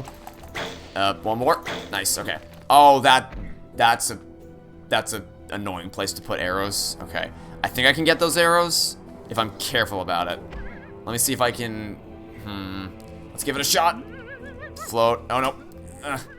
Go get the arrows. Nice. Okay. Yeah, that was a very annoying place to put that, because I have to. Usually they just drop on the ground, but they disappear. The arrows appear wherever the enemy dies from. So if they die in the air, then obviously you have to get it in the air, which is annoying. But you know, we made it work. It's whatever. It's fun. Okay. Yeah, but for some reason the developers are under the misguided impression that, or some of them are, that if you stream or let's play a game, you are robbing a sale from them, which is utter nonsense. Like I said, so many people that I know of, and I myself included, have seen videos of a game or watched a stream of a game and then thought, hey, that looks fun, I want to play it for myself. So yeah, the idea that YouTubers and Twitch streamers are impacting the sales in a negative way is utter nonsense. But you know, it's just kind of one of the aspects of working in this field that you just kind of get used to after a certain amount of time. All right, what's the order I do this in again? I think I do this one first, then shoot this one from there, and then shoot that one. Okay, so I'll shoot this one from here, and then I turn around here, And take out this one. Nicely done. Because in here is a heart container for me. Oh, okay. Almost fell into the toxic goo. That would have been bad. Would have been real bad. Take that one out. So now all the TNT rows are cleared out. And I'm clear to move on with the rest of the level. And yeah, you may recognize this level from my video. This is the one I showed off when I was talking about like how the game presents a linear set of objectives in a non-linear fashion. This is probably the because I went through all the levels trying to think of like, okay, which of these levels fits that description the best, because they all kind of appeal to it in some way, but what's the best example that I can use for the sake of the video to describe what I'm talking about? And I think this level fits that design principle to a T, which is why I used it in the video. Okay, I think I can use the Whirlwind sword attack against you. Hold steady. Gotcha. Okay, it's nice. Give me that green key. Thank you very much. Green key is yours. Alright. Also, I just realized we are almost just about a month out from Greatest Eternity Chronicles.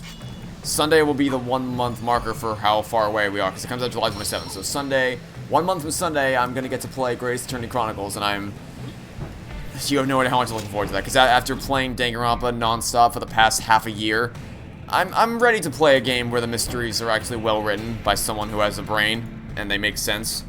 I'm ready to do that again. I've missed that greatly. I've dearly missed having a little bit of Ace Attorney in my life. Especially because I know it's probably going to be the last game we get in the series for a while. At least for another 2 to 3 years. Because I know that there were rumors that they might be making an Ace Attorney 7. Which would be cool to see. Obviously, I'm definitely not going to say no to that. My faith in it coming out is... Because, I mean... I'm more inclined to believe it might be a thing because obviously the Capcom leak said that Greatest Eternity Chronicles was going to be a thing, and then it turned into a real thing.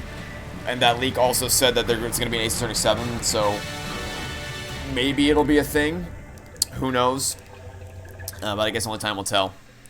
But I guess one question I have is I wonder if they'll make it a handheld exclusive or if they'll make it for all platforms. So Xbox Series X, PS5, Switch, and handheld as well. I don't know, because so far there hasn't been a game in this. I mean, well, technically, actually, I guess if you want to get technical about it, because I was gonna say there hasn't been a game in the series that launched for the first time ever on a console.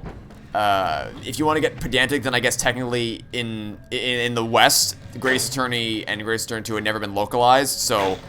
Technically speaking, they're launching for the first time on a console, but they also had been out in Japan since 2015 and 2017, so not a totally new thing.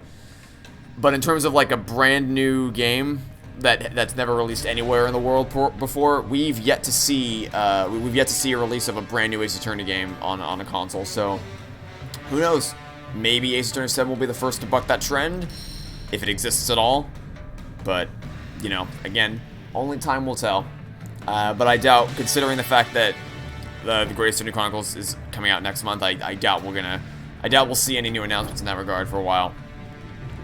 Although one thing I'm curious to check out is that apparently there's going to be like mini episodes as a part of the game, like little mini escapades kind of thing, which kind of reminds me of the asinine attorney cases that they made for Spirit of Justice on the 3DS. It might be like that. I don't know for sure, but I suppose we'll find out. I'll find out because I'm going to play through those as well. After I do my LP on the main 2 games, I'm gonna cover those mini escapades as well. We'll see what it's like.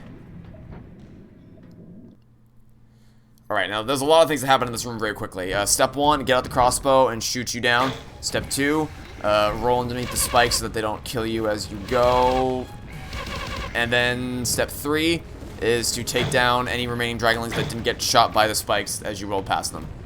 Step 4 is to hang around here until you show up and then do that. Unless I've missed that. Okay, fine. I'll just do that instead. And then finally, okay, messed that up horrendously. I fell through the one hole in the floor that I could have possibly fallen through. Because that's my luck for the day. Take a little bit of this and a little bit of that. Gotcha. And then, okay, get this crossbow out quickly. Crossbow. Oh, quickly. Quickly crossbow. Quickly crossbow. Gotcha.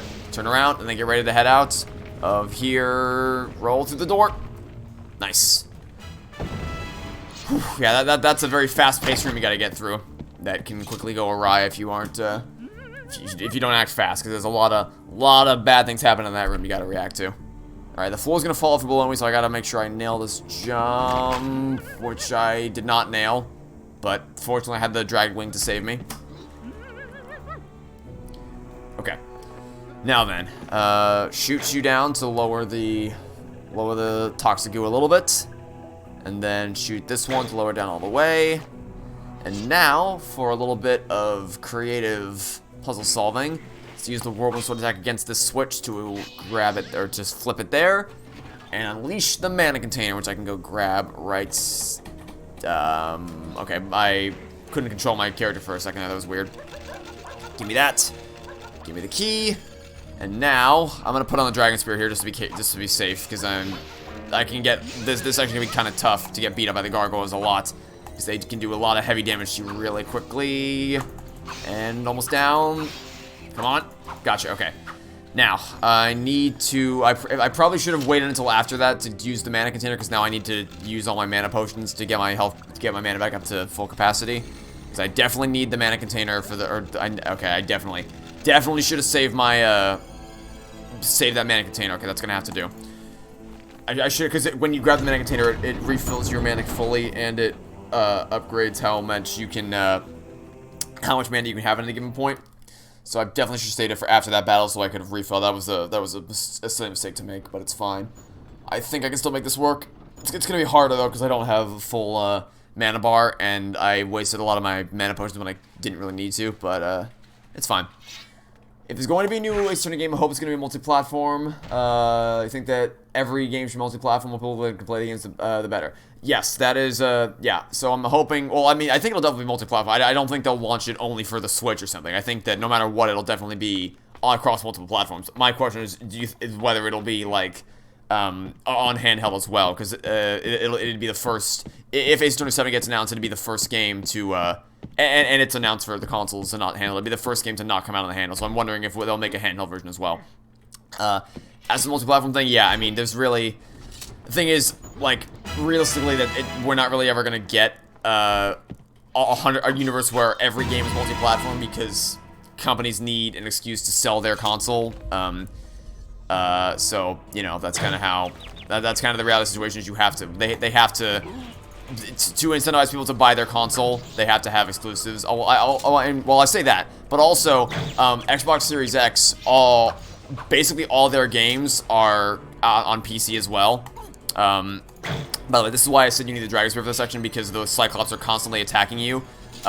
So you need to have your health up constantly, because they're constantly doing damage to you. So you need to have your constantly be healing. So I definitely want to use that. I definitely need to use Dragon Spirit here. I wanted it to be fully charged up, but I think I'm going to still barely make it out okay. Okay, I just need to be careful here. Take a few more hits. Oh, no. Oh, God. Okay, getting risky here. Getting a little bit too careless here. Go, go, go, go, go. There we go. First party exclusives, yeah, that's what I mean. What I mean when I say is that, like, they're, you know, things like Halo Infinite, Forza, you know, things like that they're going to be on the console as well as on PC. But I still have the Xbox Series X because there's a lot of features with, like, the FPS boost, quick resume, Game Pass as well. There's a lot of, there are things about the console that I think is worth buying, like the faster load times and the increased FOV and FPS, things like that. I think there's things about it that are worth buying. Additionally, the Switch, I think the Switch is also worth buying just of its own merits, because it's the only console that also works as a portable handheld, and it runs games great both in handheld and docked mode. So I say I say that, you know, that there are reasons to buy the console that don't strictly involve exclusive games, but realistically, most people that buy those consoles, they're buying them, like, you're buying them for the games. Let's be real here. First neat as all the bells and whistles are, and I'd say that I would still argue those are good reasons to buy the console. Like, for instance, I bought a PS5 so I could play Ratchet & Clank Rift Apart. That's the only reason I have that game, is because I love Ratchet & Clank so much, and I wanted to play Rift Apart. So that's why I bought the PS5. So yeah, it's a complicated issue, but for as optimistic as we can be, I think that realistically, the odds that we're gonna get a universe where, I mean, I'll always be blunt. We're never gonna get a universe where it's all 100% multi-platform. That's just what the way the industry works. Is just never gonna happen. There's always gonna be first-party exclusives for Xbox, Sony, and Nintendo. But yes, it would be cool if we lived in a universe where we could actually, where everyone could just pick the platform of their choice to play on, regardless of what system you own. Which is kind of what Xbox is trying to do with the whole, like, you know, you can play it on console or PC. I just kind of wish that would apply to the larger industry as a whole, but, you know, realism and all that. Funny enough, Ace Attorney Chronicles will be the only mainline Ace Attorney game not playable on mobile. Yeah, that is another correct statement. So, yeah, I mean, I think, I guess I don't really have much to say there. I guess that's just, that is a thing that is happening. Because the original, I mean, well, to say that the original trilogy is playable on mobile is slightly questionable, though, because I don't know if you actually played the mobile port of the Ace Attorney trilogy. I've tried it out once just because it was free, so I tried out the first game to see what it was like. It was bad. Like, it runs like absolute crap on mobile. Because Apollo Justice, Dual Destiny, Spirit of Justice, Ace Attorney Investigations, those games all run really well on mobile. But for whatever reason, the original trilogy just runs like absolute garbage. Like, it's the sprites are choppy, the animation. So I guess the sprites are really overly pixelated. The animations are choppy and not smooth at all. Just generally speaking, it's a really crap port of those games. I don't know why they're so bad, but yeah, just if for whatever reason you're watching the stream and you haven't played Ace Attorney, which I find the odds of that being truthful to be extremely low. But if for some reason you fit that category and you haven't played those games yet, then by all means, go ahead and play it. Just do not play it on mobile, because the mobile port of those games is absolute garbage. Because some people said that when I did my Apollo Justice, Dual Destiny, Spirit of Justice, and Investigations LPs, some people were like, "Why are you playing on mobile? Why aren't you playing on DS?" Well, the reason is because at the time I didn't own a DS or a 3DS, so I had to play the mobile versions. However, I don't really think that, like, the mobile. I'm actually really impressed with the mobile ports of Apollo Justice and Spirit of Justice and Dual Destiny and all that, because they run really well. They run Apollo Justice and Investigations run at 60 FPS. Dual Destiny and Spirit of Justice run at 30 for some reason, but you know, the graphics are great. The animations are smooth. It all runs fine. It's really fluid. Really, the only criticisms I have of the mobile ports of those games is Apollo Justice. The load times in that game were kind of slow, and I imagine that on the DS they probably would have been a lot faster. But regardless, that's a minor point compared to the rest of it. Like, there's a lot more wrong with Apollo Justice that can be criticized, apart from the fact that the loading times are crap. Trust me. But yeah, so this is that. But I believe, so yeah, just generally speaking, like, a lot of people were upset that I was playing the mobile versions, but like, there's really not much about the mobile versions that's different from the DS and 3DS versions. I don't think that anything that would be like a substantive change, I guess I should say. In fact, I actually might prefer them more because on the mobile version, the sprites are less pixelated, because they obviously have to be pixelated for the sake of, excuse me, running on the smaller DS screen, and also the music quality is a lot crisper, because it has to be compressed to fit on the DS sound chip. So I think it also helped my video stand out a little bit, because everyone played the DS and 3DS versions. I think it helped my video stand out a little bit by playing the mobile versions, and I think the video and audio quality was a bit crisper. Even if Nintendo would bring some of their games out of the platform, Switch would probably still sell a lot, because, yeah, that's the thing. So, I mean, like, for instance, if we lived in some bizarro timeline where Nintendo would release Smash Ultimate on Steam or Xbox or PlayStation, which would obviously never happen, just so we're clear. That will never, ever happen.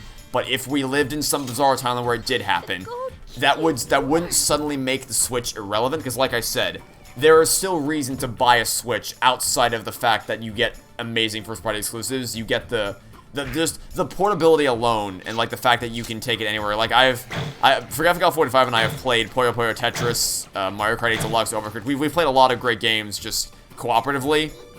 Like when we were in high school, we would go on car rides. Like when we went to Universal a couple years ago. her parents drove us over there, when and along the car ride over, we would just play. We played on the Switch and we played Overcooked, Mario Kart, Minecraft, and Puyo Boy Tetris. We use the Switch a lot for a lot of things, just playing like portably, because it's just, the Switch is great for that. So like, even if it were to sell on to be released on other platforms, it wouldn't make the Switch irrelevant. Same thing, honestly, with like Halo Infinite's gonna be on PC, but that doesn't mean there's no reason to buy an Xbox, because it has the console has a lot of features that that make it a really viable choice for people who don't who would choose to get it. So it's like, the simple fact that these games are on other platforms doesn't inherently mean that the consoles are not worth buying. So, but yeah, just realistically speaking, we're not gonna get a world where the games are all multi-platforms. I mean, it'd be nice, obviously, because then everyone could play the way they choose on the platform they choose, but that's just it's not gonna happen, sadly, because the way this industry works. Anyway, now this is the boss that I was talking about earlier, where there's treasures. I forgot. I got that was dummy. I don't know why I forgot that. I knew that was gonna collapse. I don't know why I didn't move out of the way, but for some reason I didn't. Okay, I knew full well it was gonna collapse. I don't know why the hell I didn't move. Anyway, yeah, this is the boss I was talking about, where you have the treasures in the boss room that you can collect, and then there's also some treasures at the end that you can collect. Okay, let's actually jump over this time, shall we? There we go. I don't know why. I knew it was going to collapse. I don't know why I bothered to. Okay, you can try to cut me off. That's not going to work. The Lizard King tried to cut me off. He tried to block my exit, but it didn't work out too well for him.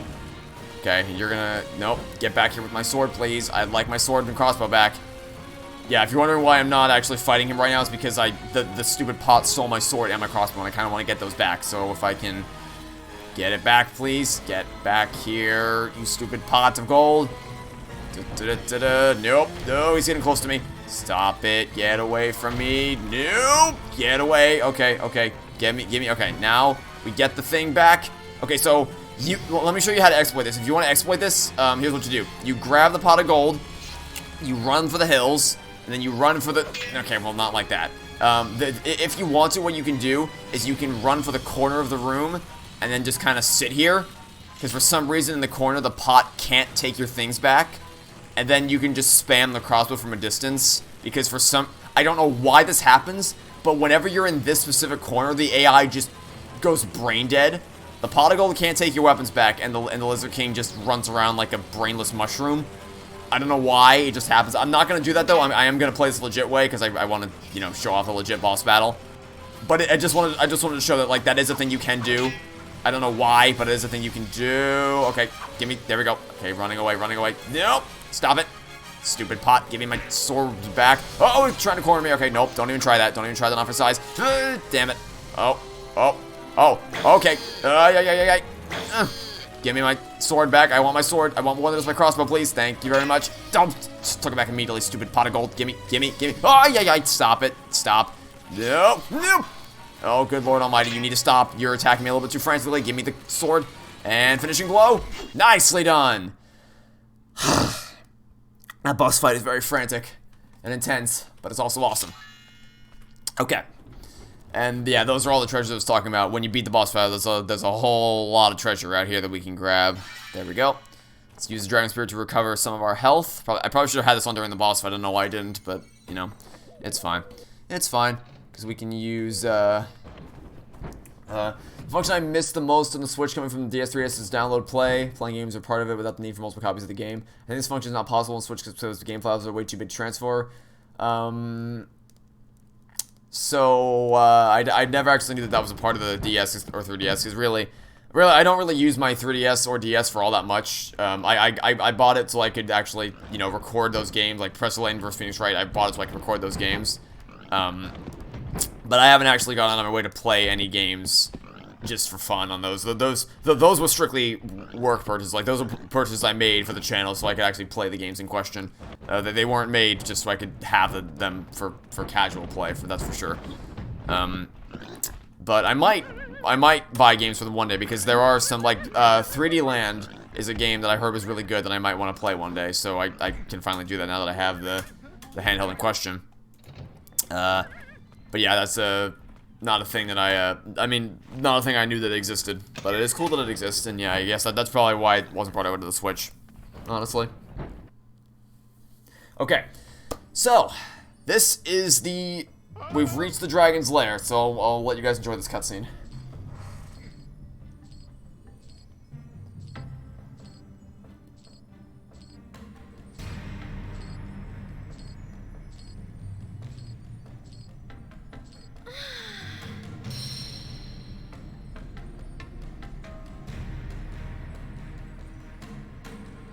Please save me.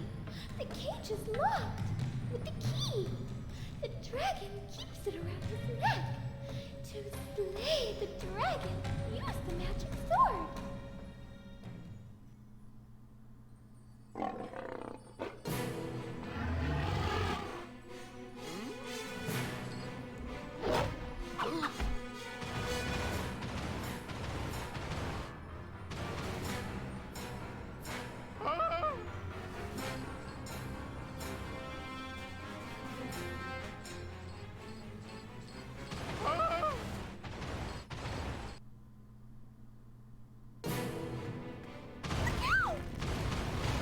Okay, boss fight is on. So this is the big battle against the dragon himself. So we have this is a two-phase battle. There's the initial chase sequence where we just have to basically survive because we lost our I think we have do we have a crossbow? Yeah, we have our crossbow, but we lost our sword and we can't really do much against him with a crossbow. So we just gotta run for the hills and hope that he can't strike us down, which is very tough because there's a lot of things in the area that's constantly trying to kill you with the amount of fire and everything and the floor falling out underneath you. But after we survive the chase, then it's going to be time for the actual boss battle, where we get our sword back and then we go toe-to-toe with Singe the Dragon himself. Also, that fireball almost hit me. That was a little bit too close for comfort. But for those of you who have seen my video on this game, you know that we're a bit further away from the end of the game than you may think. But I'll keep my mouth shut on that for now. Okay, well, honestly, we got to the Dragon's Lair a lot faster than I thought we would. We've reached I'd say we're about halfway through the game at this point. Well, at least we will be once we beat Singe the Dragon. So we got here a little bit quicker than I thought we were going to, which is good. We're making great progress. We're on good pace. Oh dear, you almost sniped me out with your fireball, which is not oh, good lord, that's a nice trail of fire that I don't want to deal with right now. Keep moving. Keep moving. Run away from you. Stay back. Stay back. Okay, I think he's a good enough distance away. Oh, man, he's catching up fast. Oh, good lord. Yeah, that's intimidating as all hell to see him just charging down behind you. Okay, we made it. Nice. Now it's boss battle time.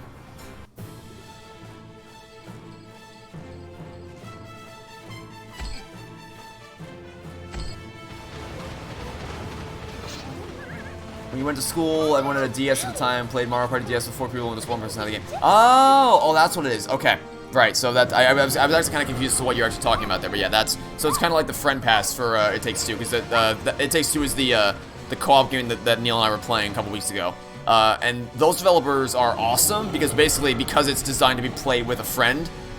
So you know, technically a pessimist, or I guess a cynical person could say that they're just making the co-op games to try to bait you into buying the game. Because obviously, unless you play co-op split screen, which in this day and age not a lot of people have the ability to do frequently, most people are going to play that game online with a friend.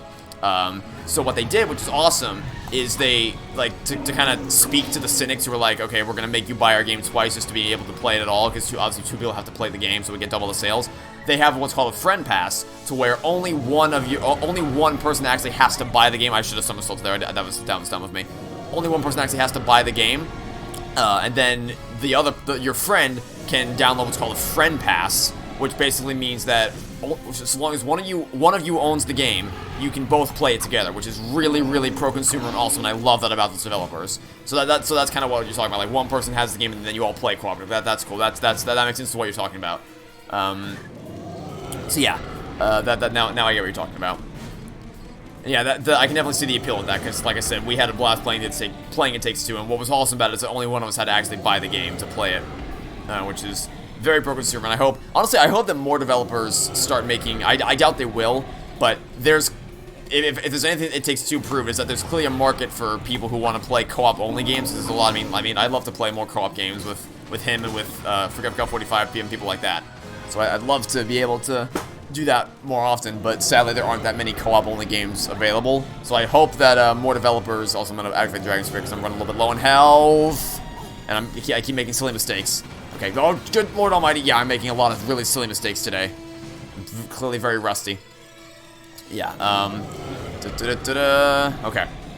Hopefully, we can always just expect that Hazelight Studios themselves, which are the makers of A Way Out and It Takes Two, they'll make more co-op games. But I hope that more people in the industry in general decide to kind of pursue that, I guess, subgenre of game, because it's really, really cool. Fireball time? Nope, not yet, not yet, not yet, not yet. Okay, running very low on health. I wasted my Dragon Spirit. Wasn't very careful here, but it's fine. We're still doing all right. We're still doing all right. We're fine. We'll make it through this in one piece. Okay, I'm gonna take the time to heal. Actually, take the time to heal. Quickly, quickly, quickly before he attacks again. Go now. Okay, that was close. That was very. Damn it. Okay, I didn't. Oh no. Oh no. Oh no. Damn it. Yeah, that was honestly that was a crap run. That was a really sloppy run, start to finish. That was really sloppy. Honestly, it's probably best that we reset anyway, because that was just a crap run from the start. Really? Okay. I am really sloppy today. Usually this boss fight is not a problem for me, but I am really sloppy today. So this is taking a bit longer than I would have liked it to. Okay, didn't think he'd turn that way, but it worked out better for me in the end anyway. Okay, do that. Nice. I'm just gonna have the Dragon Spirit on constantly. And we have the expendable mana, so I can use a mana potion to replenish it if we use too much of it. I just need to be careful here. It's clearly I'm sloppy today, so I need to be able to constantly heal myself in case things get hectic. Dodge the tail. Okay, wait, we have to hit him 6 times, so we've hit him twice so far. So we hit number 3 once we dodge his flames. And as usual, the music here is just awesome. It really adds to the epic feel of the scene. And okay, one more. All right, give me your fireball. Thank you very much. And boop. Nice. Okay, and boop. Dodge it. Nicely done. All right, show me your best, buddy. Show me your best. Yeah, and I still actively remember just sitting on the couch next to my dad when I was super young and played this for the first time, and he beat I watched him fight this boss battle and beat the dragon for the first time. It was so awesome to watch happen before my very eyes. And then of course everything happened afterwards. Which, if you've never seen this game before, you don't know why this isn't the end of the game. Brace yourselves. You're in for a wild ride. But first I gotta actually beat this boss battle before I can actually get to the point where we get to admire what I'm actually talking about there. But we'll get there in due time. Okay, we're still doing alright. We haven't taken any major health points or health damage yet. I'm thinking I'm getting the hang of this again. I'm getting the hang of the boss battle now. Hold steady. We're nearing the end. We're almost there. Just a little bit further to go. Yeah, and we should be able to replenish our mana after this. So I'm not too worried about any mana we may have lost along the way. I think we're 1 hit away. I wasn't counting, but I think we're 1 hit away from winning here. So we're almost there. Just a little bit further to go, and then we will be home free. Almost there. Yeah, and then of course, oh dear, nope, don't even think about it, buddy. Well, we only have 1 mana potion, but I think that'll be enough to maybe not fully replenish my mana bar, but it'll be enough to get me through until we find, because we're gonna get another mana potion immediately after this. So I think it'll be enough to tide us over until then. Anything else? Yep, still got a few more tricks up your sleeve before it's time for the main event. And final blow. There we go. Whew. Bit of a sloppy run, but I still managed to defeat Singe the Dragon. But the story's not quite over yet, so I'm going to shut up for the time being and allow you guys to enjoy the mid-game cutscene.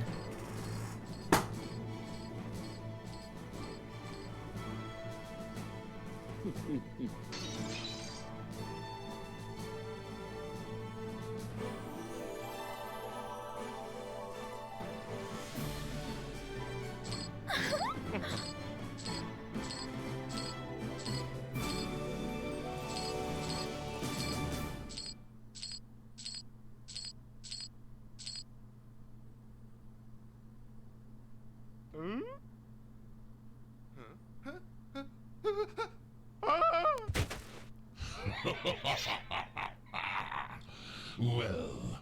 must say I had you going there for a while, didn't I? A fairly good impression of the princess, don't you think? Although I've never really heard her speak before. Ah, speechless, I see.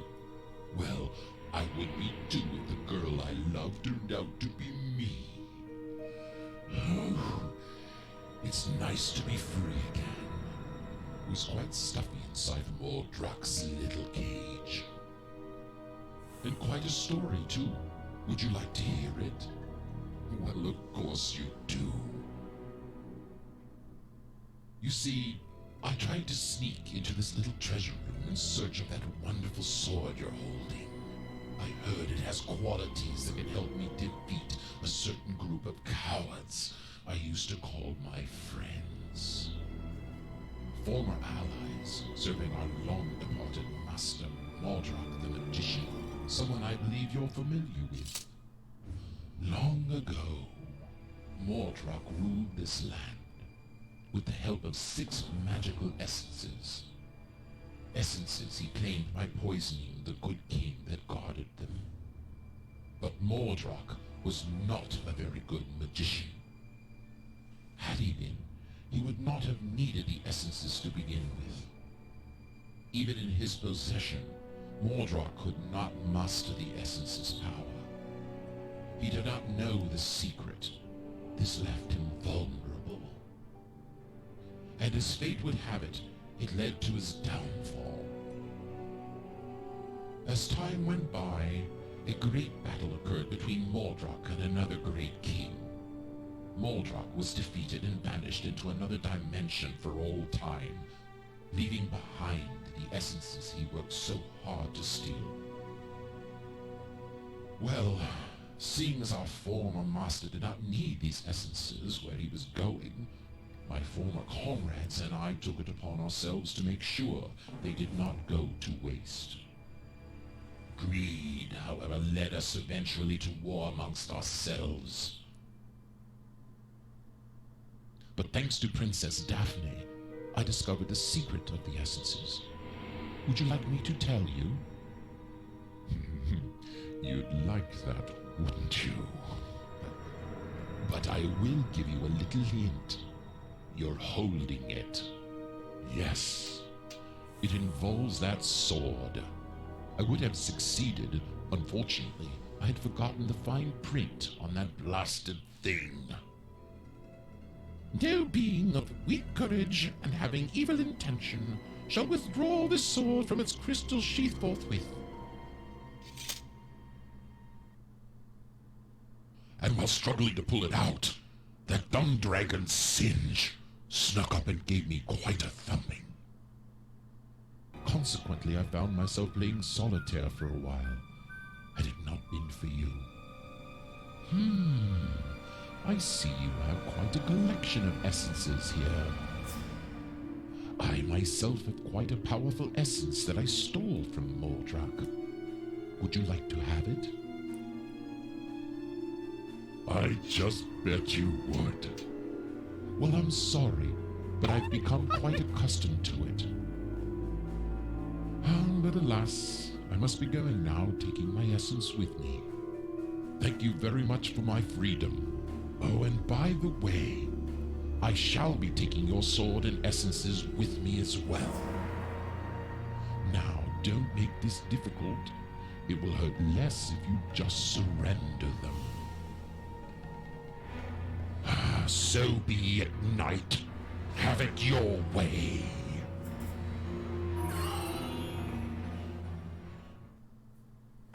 And so the plot thickens. Turns out that the voice in the amulet all the time was hollow. Or so we believe for the time being. When you first hear me say the name of the game, I thought you said Dragon Slayer. Very similar by name. Well, there's similar pronunciations, but the spelling, like, it's two completely different words. One's a lair, one's a slayer. Which I get that they sound similar, but that's not, I mean, that's just the nature of the words themselves. Anyway, okay, so, yeah, so first things first, get our mana back up. By the way, today was a big day for gaming, by the way, because I think, didn't Scarlet Nexus and the Mario Golf game I think they both came out today, so, out of curiosity, has anybody in chat played either of those games? I don't actually know what to think of them, because I haven't played them yet. But I've heard, I know IGN gave the golf game a 6 out of 10, which who cares? It's IGN. They're crap at everything. I just know that's what they gave it. And I don't know about Scarlet Nexus. That's one of the games that I was kind of looking forward to. I just haven't got a chance to play it yet. Not yet. Yeah, well, I think that's probably I mean, it just came out today. I figured that most people probably wouldn't have gotten a chance to play me yet, but I just, figured I'd ask, just out of curiosity. The golf game I'm not super jazzed about. Honestly, it just doesn't seem like, I might give it a shot, because I heard it has a campaign. Hey, hi there, buddy, you stuck up on me. I heard it has a campaign mode, so I might give it a shot, just to see what it's like. But, it's not something I'm super jazzed about, and I might wanna save that. Oh dear God. Okay, Dragon Spirit, save me, Dragon Spirit, move it. Okay, that was close. Flank around from behind. Almost got it. Nice. Okay. Okay. Now finish the blow. I gotta be careful here. They don't have a lot of. Okay. I didn't want to waste that many arrows. I'm running in short supply on my arrows. Dirk, that shapeshifter's magic kept me from assisting you, but he's gone now. Really didn't want to waste that many arrows on that battle, but I kind of panicked a little bit. So yeah, also gonna have to be very conservative with my mana moving forward, because I wasted a lot of. I got hit way too much in that battle. Don't want to waste. Will protect you from fire for a short don't want to waste another mana potion, but we kind of have to. Okay. Now we're headed into the flame section of the game, which will be made, of course, into a non-issue thanks to the dragon scale. So we'll hop in here, and down we go. Yeah, I might want to save the $60 because I'm really looking forward to Mario Party Superstars, but I'm not super. I'm just kind of like, that might be cool for Mario Party, or sorry, for Mario Golf. So I might check it out, but okay, this flame arrows. I gotta get those flame arrows. First, we're gonna get the heart container, then we're gonna get the flame arrows. They really need those flame arrows, because we are in short supply of those. But yeah, I might just save the $60 for when Mario Party comes out, because I didn't mean to miss the jump. That I'm really looking forward to. Scarlet Nexus I might try out. That one looks like it could be cool. Could be. Like, it doesn't, again, not something I'm super jazzed about. I mean, really, neither game is something I'm jazzed about. But, they're both things where I'm like, that could be cool, I might check it out. But if I had to pick, I'm certainly more interested by, I keep messing up the jumps. I'm more intrigued by Scarlet Nexus than I am by Mario Golf. I heard GameSpot removed their Mario Golf video review because it said the swing system is the same as previous games, 3-button presses. Wow. Oh golly gee, a game that has a game mechanic didn't change. Okay, I am really sloppy today, apparently. Like, clearly I'm very rusty at this game. Oh golly gee, a game that has a trademark game mechanic didn't change its core gameplay system for the sequel. Oh golly gee whiz, what a horrible thing. Then again, GameSpot are the same people that said, in one section of the puzzle, SpongeBob has to open a gate. You have to open a gate by standing on a button. The only problem is that bowling the bubble takes you off of the gate, which takes you off the button, which closes the gate. And it's like, you idiot, just take 2 steps backward, and bowling the bubble will not force you off the button. You absolute moron. But that's just GameSpot. Like I said, I have no respect for GameSpot. I really don't know. Like, of the big 3, quote unquote, I'm actually gonna take my hands off the keyboard in a second here, just to put air quotes, reputable game journalists, like IGN, GameSpot, Kotaku, quote unquote reputable. They're not, but people think they are. I really don't know who's the worst, because IGN is crap, but so is GameSpot, and Kotaku. Kotaku fell for the April Fool's joke that Halo Infinite was delayed to 2022, which is like the most obvious bait-worthy April Fool's joke ever. But they fell for it because Kotaku was just terrible. I really don't know, like, whether IGN or GameSpot or Kotaku is worse. I don't know who's the worst of them all, because they're all. The thing is, they're all really crap. It's like asking to pair 3 different piles of garbage. Like, which of these 3 piles of garbage is the least trash of all of them? Like, I don't know. They're all crap. You don't care about IGN's opinion. They gave a graphically less impressive 3DS. Let's not jump there. Less impressive port of Xenoblade Chronicles, a higher score than the rest of the Switch version. The Switch version, they call the 3DS version a bad port. It's a little bit contradicting yourself there, IGN. Yeah, well, they also gave the new Super Mario Bros. They gave New Super Mario Bros. U, I think, an 8 out of 10. Maybe, I don't know for sure, but I know regardless of the damn it, I didn't mean to fall. Regardless of the numerical score, I know they gave New Super Mario Bros. U a higher score than New Super Mario Bros. U Deluxe, which makes no sense, because New Super Mario Bros. U Deluxe is literally the same game, except it has more content. How do you give a lower score to a game? Okay, I can't waste my flame arrows on you. I need to use the steel arrows. I can't waste my flame arrows on you.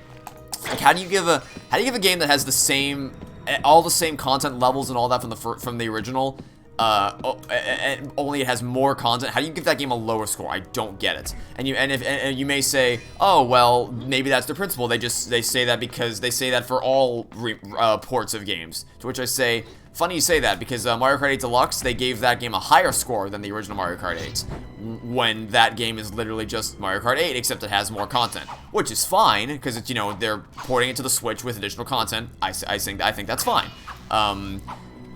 But if you're IGN, in the case of Mario Kart 8 Deluxe, it's cool, but in the case of New Super Mario Bros. U Deluxe, it's not cool, because IGN is a garbage video game review site, and no one should take their reviews seriously for literally any reason ever.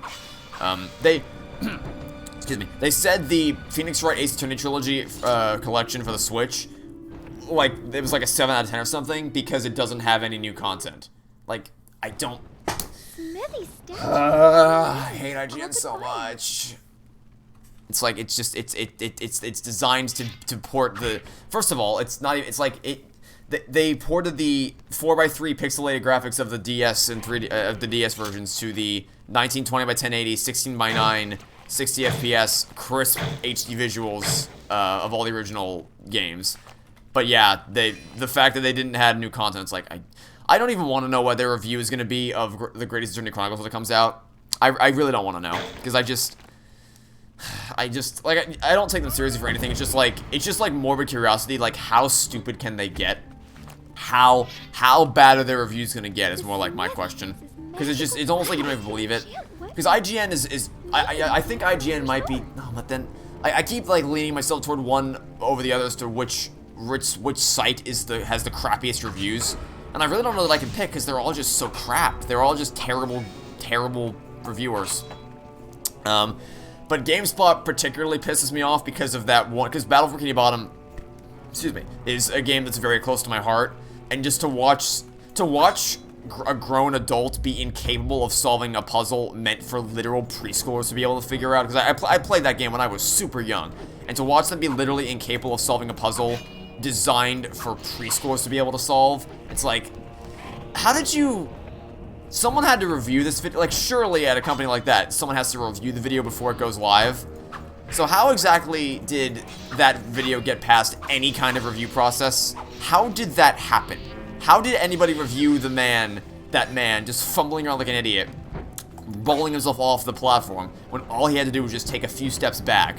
How did they watch that review and be like, yes, much good, many wow, okay to release? I don't get it. So that they pissed me off for that. But also, Halo is like my favorite video game series of all time. So to see Kotaku spread, because I think, you know what, I think I'm gonna give it to Kotaku, because Kotaku spread misinformation. Like, it's one thing to give crap opinions about games, but Kotaku literally spread misinformation. Because there's, like, I don't think anyone's gonna deny there's already a big media bias out there. Like, it seems like there's a very large group of people that are actively invested in the idea of Xbox failing. Like, a lot of people want Halo Infinite to fail really badly. So that's why, like when they showed off gameplay footage of Horizon Forbidden West, a lot of Sony fanboys were like, oh, good luck, Halo. It's like, you shut up. Because, like, I hate the mindset that you have to, like, align yourself to one particular company over there. It's like, they don't, to companies, you're nothing but a, like, I hate to say this, but, like, as far as companies are concerned, you're just, like, companies see you as a dollar sign. They only care, like, are you buying our products or not? They don't actually, like, obviously, I would say, like, obviously, you know, companies can try to be pro-consumer, but at the end of the day, the large conglomerates like Sony and Nintendo and all that, their end game is, like, Xbox, Sony, and Nintendo, their end game is to sell consoles, to sell their games. So I can never, like, it's okay to prefer a console over the other, obviously, but I'm, like, it actually kind of baffles me that there are so many people that are actively invested. Like, they seem to base their entire personalities around voraciously defending one piece of plastic over the other. It's like my mindset has always been play on the platform you want to play on and let other people play on the platform they want to play on. End of discussion. It stopped right there. It stops right there. But like there's a lot of people because like for instance, I played Ratchet & Clank Rift Apart. That's awesome. That game was phenomenal. I actually just finished playing it last night. I played I played obviously I'm looking forward to Halo Infinite. I'm hoping that's gonna be awesome. Played Forza, that game's awesome. I've played exclusives from Xbox, Sony, and Nintendo, and I've loved all of them equally. It's like I don't cast my allegiance to one piece of plastic over the other, but a lot of people are. The way I'm gonna tie this back into Kotaku is a lot of people are really invested in actually. I did it again. I keep going up here. In case you're wondering why I keep going up here, I keep coming up here because I want to fly over here to get the treasure, but I keep forgetting to do it. But it's like some people when the Horizon footage came out, they were like using it as a chance to attack Halo. It's like, okay, just shut up, please. But so because there's such a large, there's a large, and like before Halo Infinite was shown off at E3, a lot of people were looking for any excuse they could to try to like bring it down, like preemptively taint expectations for what to expect, because that's just how media and the gaming journalism sites work. So when Kotaku saw an April Fool's joke that was like, or they saw a post that was like, Halo Infinite officially delayed to 2022, they're like, ooh, yes, let me capitalize on this and take a chance to strike down at Xbox. Because basically whenever a game gets delayed, the first thing a lot of people think is, oh, so is the game undergoing a lot of troubled development cycle? Because they just take any chance they get to tear down the game. So Kotaku saw that, it's like, oh, is it an April Fool's joke? I don't know. Who cares? Let's just upload it anyway. It's like it would have taken like less than 5 seconds to read that post and see that it was an obvious April Fool's joke, or to just check the fact that it wasn't from 343's official. Like, I don't get it. 343's official Twitter profile has the blue checkmark next to it, which if you see that, you know it means it's the official development team. But no, in the case of I can't. I keep trying to do Whirlwind Sword Attack, but I realize I can't because I don't have enough mana. Sorry. Okay. Hold on. Let me do this real quick. So, I don't know how no one checked it, but it somehow got past all their reviewers, or sorry, all their vetting team or whatever, and they published that article that said Halo Infinite was delayed to 2022. They literally spread misinformation about the game. So I think at the end of the day, I might give it to... I mean, they're all crap, but I might give it to Kotaku. I might give the worst of the 3 award to Kotaku. I don't know. It's really close. They're all really, really garbage. So now I can finally... Now that I've done my little rant there, I can finally read this message in chat. The most hilarious thing is when they released the Xenoblade Chronicles Definitive Edition review, the person who did the voiceover mispronounced 3 main characters' names. People got mad. They changed it. Even after that, the pronunciation got even worse than the thing I thought was not possible. So that's something that you can make fun of, but I mean, like, even I'm not immune to that. Like, when I started my 999 LP, I mispronounced Junpei's name, as Junpei, I think. So, you know, no one's immune to making mispronunciation errors. And by the way, I'm not in a position to where I'm defending IGN, just, it's clear that's not my intention here. I'm just saying, like, anyone can make, like, you know, no one's immune to making mispronunciation errors. I wouldn't necessarily hold that against them, especially when IGN as a company has so many other, like, you don't need to attack that in order to tear down IGN. You know what I mean? Like, they've done so much other garbage that of all the things to point out that to criticize them for, it's like, yeah, there's more things, there's more substantive things that we can point out that IGN has done that are just absolute garbage. We don't necessarily need to point that out, because like I said, I've made that mistake before with mispronouncing characters' names in games. So I wouldn't necessarily hold that against them when they've done so much other absolute garbage over the years. Yeah, that's my 2 cents on the matter. It is still funny to think about, though, that, like, they would have announced, they would have said the name, and then somehow, like, they mispronounced it, people were like, hey, you mispronounced it, and then they try to pronounce it again, and it got worse. Because, like, I can understand, to clarify my position a little more, I can understand the first time making that mistake, but after people tell you mispronounce it once, surely you'll, like, listen to, I don't know if they're in-game cutscene, but surely you'll, like, listen to other Let's Plays or something, or other videos to hear how it's supposed to be pronounced, but then even after it's pointed out to you the first time that you've messed up, you somehow make the same mistake again. That's when it gets a little like, alright, what are you doing, IGN? But the first mistake, I can understand the first mistake being made. That's you know, no human's perfect, but IGN's done a lot of other garbage that I didn't mean to make that mistake. Case in point, I just made a mistake right there. But IGN's done a lot of other garbage that can't be excused with, oh, they made a simple mistake. I keep making, Clearly, I'm very rusty. As you've seen throughout this stream so far. Okay,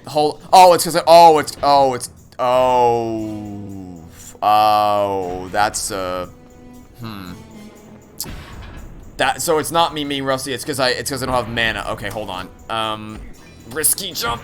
There we go. Okay, so that's what the problem was. I kept trying to fly, but I'm like, oh wait, I don't actually have the mana to be able to fly. Okay, that's what the problem was. That's what the problem was. I thought it was me because I was holding the spacebar. I thought I was maybe just letting go earlier or something, but I guess no, it was just the fact that I didn't have the mana to actually do that. Okay, so I need to. So this is actually not that great because that means I have to do these upcoming combat sections without any mana, which means I have to do it without my essences. So that could be tricky, but hopefully, are there any mana potions in here? Let me take out the smithy first, and then I'll see if I can find anything. Okay, you're down. Got you. Okay, is there anything in here? Nope. Okay, there's no mana potions anywhere nearby, which is not ideal. Not ideal at all. Okay, we can make this work. We got this. We just gotta be very... So, we need to do this. We can do it, I think... The dragon eye is what we need to conserve the most, I'm pretty sure, for the next section. And the dragon scale. Okay, we gotta... Because we need to use the dragon scale, the dragon eye, and the dragon wing, and possibly the dragon spirit. I don't think we... I think we have to cut out the dragon spirit from the equation, because that's not essential for the next section, but it would be very helpful. So I think we have to be cautious here, because we don't have a lot, unless there's anything in here. Okay, that's good. That'll help me out a lot. That'll help me out. Okay, so we have a bit more mana to work with here. Still not great, though. I would still like a mana potion to refill my bar a little bit better. Mispronouncing a name is one thing, but doing it twice with main characters whose name are said over and 100 times. Oh, okay, never mind. In that case, yeah, that's a little less excusable, because, like, the reason why I made the mistake in 9 to 9 is because the characters don't actually pronounce the names, so, like, I didn't know how to pronounce it. I just took a guess, and I was wrong. Same thing with Danganronpa for a couple instances. But if main characters in the game are saying the names out loud, okay, that's a bit of a different story. I mean, even then, I might be willing to say, like, maybe they misheard it, maybe they didn't hear it. I'm willing to give leeway. Again, you know I hate IGN. I'm not in a position where I want to defend them, but you know I like to be fair to people as much as I can be. And that's not really something that I would hold against them. The first time, I mean, it's still, like, really bad, but I can at least understand how it could have happened, because, you know, humans make mistakes. But once you get to the second mistake, no, that, I can't, I have no excuse for that one. Because at that point, you should have gone back to listen to the dialogue and realized where you messed up. That I got no excuse for. That one's, the first mistake I can understand. Second mistake, that's, like, how do you screw up twice? That's a little weird. Okay, this is gonna be a tricky jump right here. We gotta grab onto you as it's pulling out, and then grab it and go. Okay, got it and turn around. Nice, very nice. Okay, we gotta drop off here. But we need to save. We need to save the. Okay, actually, let's. Okay, we have. Damn it. Okay, we gotta save the. We gotta save the. What's it? The dragon wing for when we really need it, because we need to use the dragon scale right here to get through this fire and grab you. I think we damn it. Okay, that was not ideal. Yeah, that's what I was not looking forward to. Because I wanted to conserve the dragon wing for when we really needed it later. The problem there is that means that I have to do a bit of a trickier parkour jump with the dragon scale to get back. So it's a bit of a tricky scenario. All right, don't mind if I take some of this for the road. There we go. Okay, what are we doing on treasures? Okay, we're missing 3, and I think I know. Okay, so I know one of those are, and the other 2. Yeah, we got this on lockdown. No big deal. Yeah, I'm gonna keep the dragon's wing out as a safety net in case I need it, but I'm gonna try to refrain from using it as much as possible because we're running low on mana. I mean, not anymore, we're not, but we were running low on mana, and I don't have any potions to regenerate my mana supply. So I need to be very cautious with how much I use. So just jump here. Okay, I think we're fine. I'm gonna try to jump without the, again, just keep the mana use low. And use the dragon eye quickly to get through the wall. Nice, okay. Go. And then, careful. No, okay, that was close. We almost fell in the lava. This is gonna take the biggest bite out of our mana right here. This float, or this glide over to this part of the thing. Jump on. Got it. Okay. Saved it. Let's drop down here so we don't have to waste too much mana. Okay, we're doing a much better job conserving the mana supply this time than we did previously. And just to be safe, I'm actually gonna save the game right here in case, just so we have a quick load point. I don't typically like to do this, but because we're running low on mana, I'm gonna, you know, better safe than sorry and all that. Okay, do that and then jump over here. Got it. Nice. Okay, we got the crown. Turn back. Okay, we nailed the jump this time. There we go. Funny enough, in another review, they're literally complaining about the characters shouting each other's names or comments. They clearly. Oh wow. Okay. So yeah, the more initially I was like, okay, I'm actually willing to defend them here because, you know, humans make mistakes. I'm willing to accept the idea that they might have misheard or they might not have heard it or maybe they didn't pronounce the names. But if a major point of their review is that they actually, like, they complain about the fact that the characters are shouting the names out loud, IGN, I wanted to defend you here. I like to be fair, because even, like, I don't like GameSpot or IGN or Kotaku, but if they were criticized with something that I don't think was fair, I would still defend them, because it's like, even people I don't like, I would still defend them against invalid claims, because I like to be fair to people like that. I'm trying to defend you here, IGN, but I keep learning information that makes it really hard to do that, because you're just so awful at literally everything.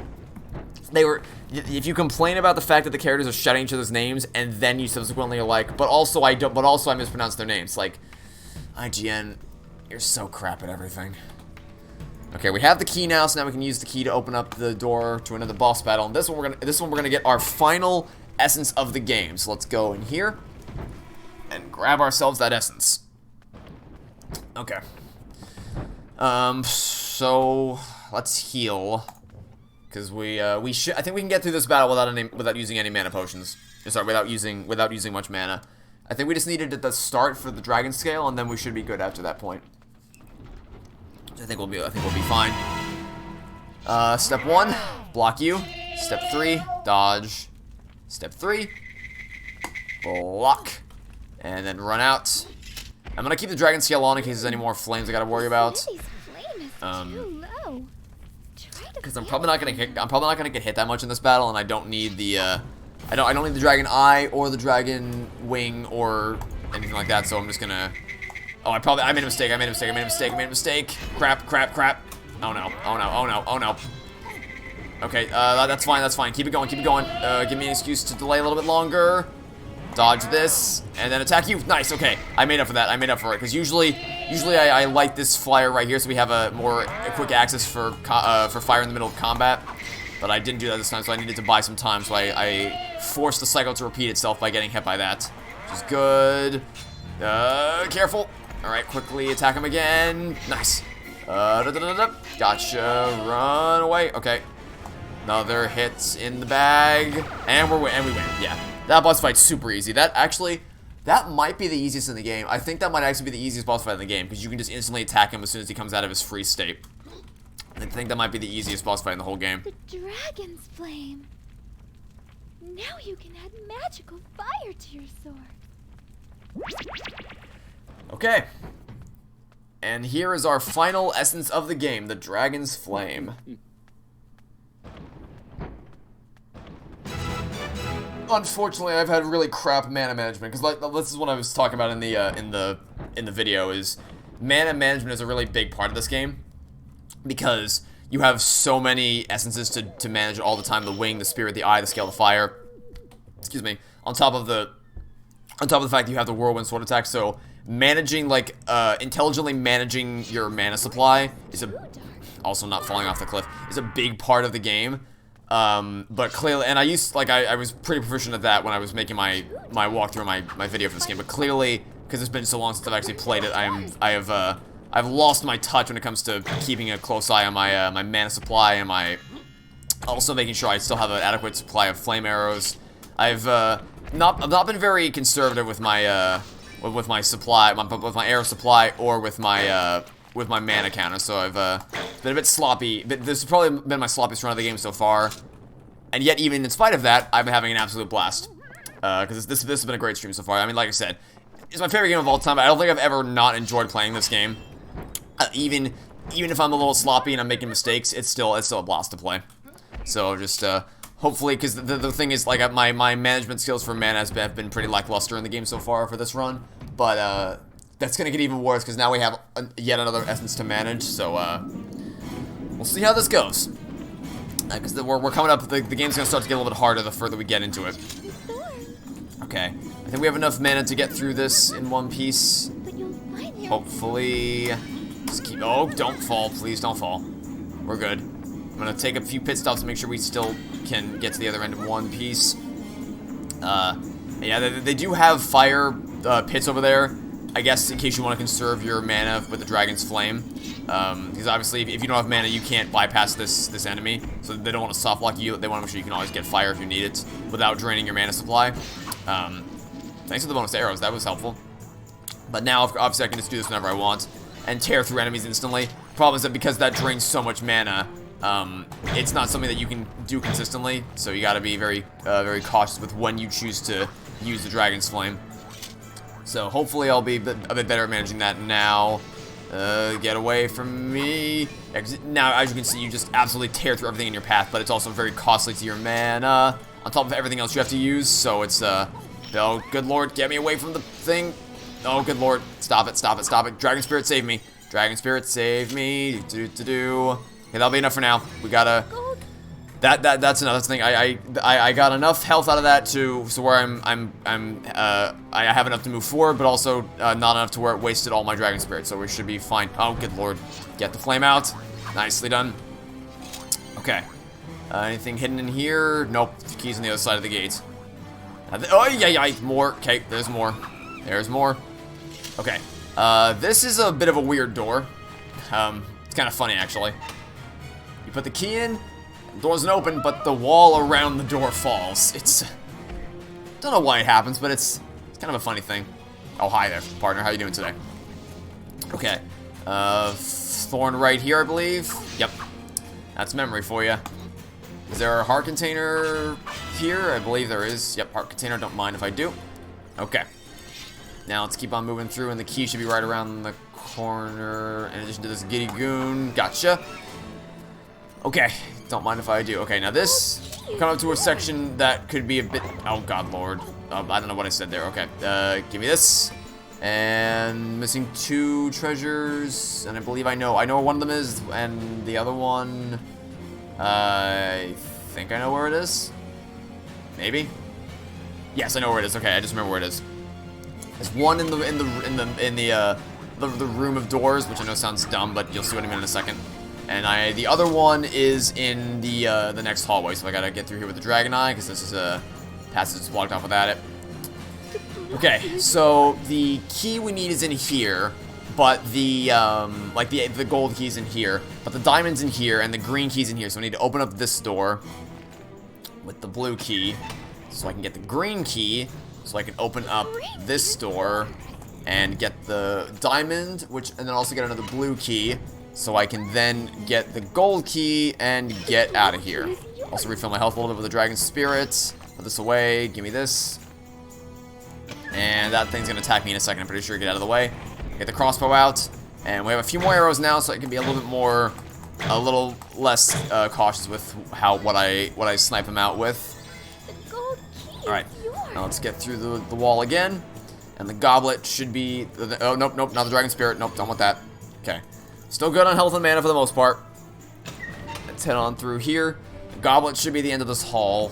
So watch for the thorn here, and then another thorn right here. Yep, give me that goblet. And that's the room cleared out. Yep. We are now 6 treasures away from the end of the game. So, I'd say we're making great progress. We're only 2 hours into the stream. This is probably the fastest run I've ever had of this game. Honestly. I think this will, unless I just get totally screwed over by the final set of levels, which could happen because the final set of levels is really tough. This is probably going to be the fastest run I've ever completed of this game, which honestly, I'm not going to complain about that because after I've had a, I kind of want to just, I'm fine with a shorter stream just because I've spent so much time editing recently. I just kind of wanted to do a quick little casual stream, because Neil and I did some super long streams over the past few months playing through some longer games like Halo Wars 2 and Halo 2 and all that, but, so it'll be nice to kick back and just relax with a, oh, good lord almighty, just a shorter, casual stream of my favorite game of all time. So I'm fine with doing this nice and quick. I'm not going to win any speedrunning awards or anything, but, you know, it's a...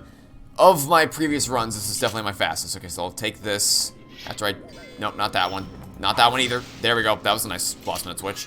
I'll use a health potion now to regenerate my health. And, it's only one or two things in this room? Yeah, okay, there's only one. The only hidden treasure in this room is the diamond up there. So, let me just get up top. Okay, or I can fail to jump colossally. Get up top here. And then glide out to this beam. And I think we have enough. No, save that. Saved it.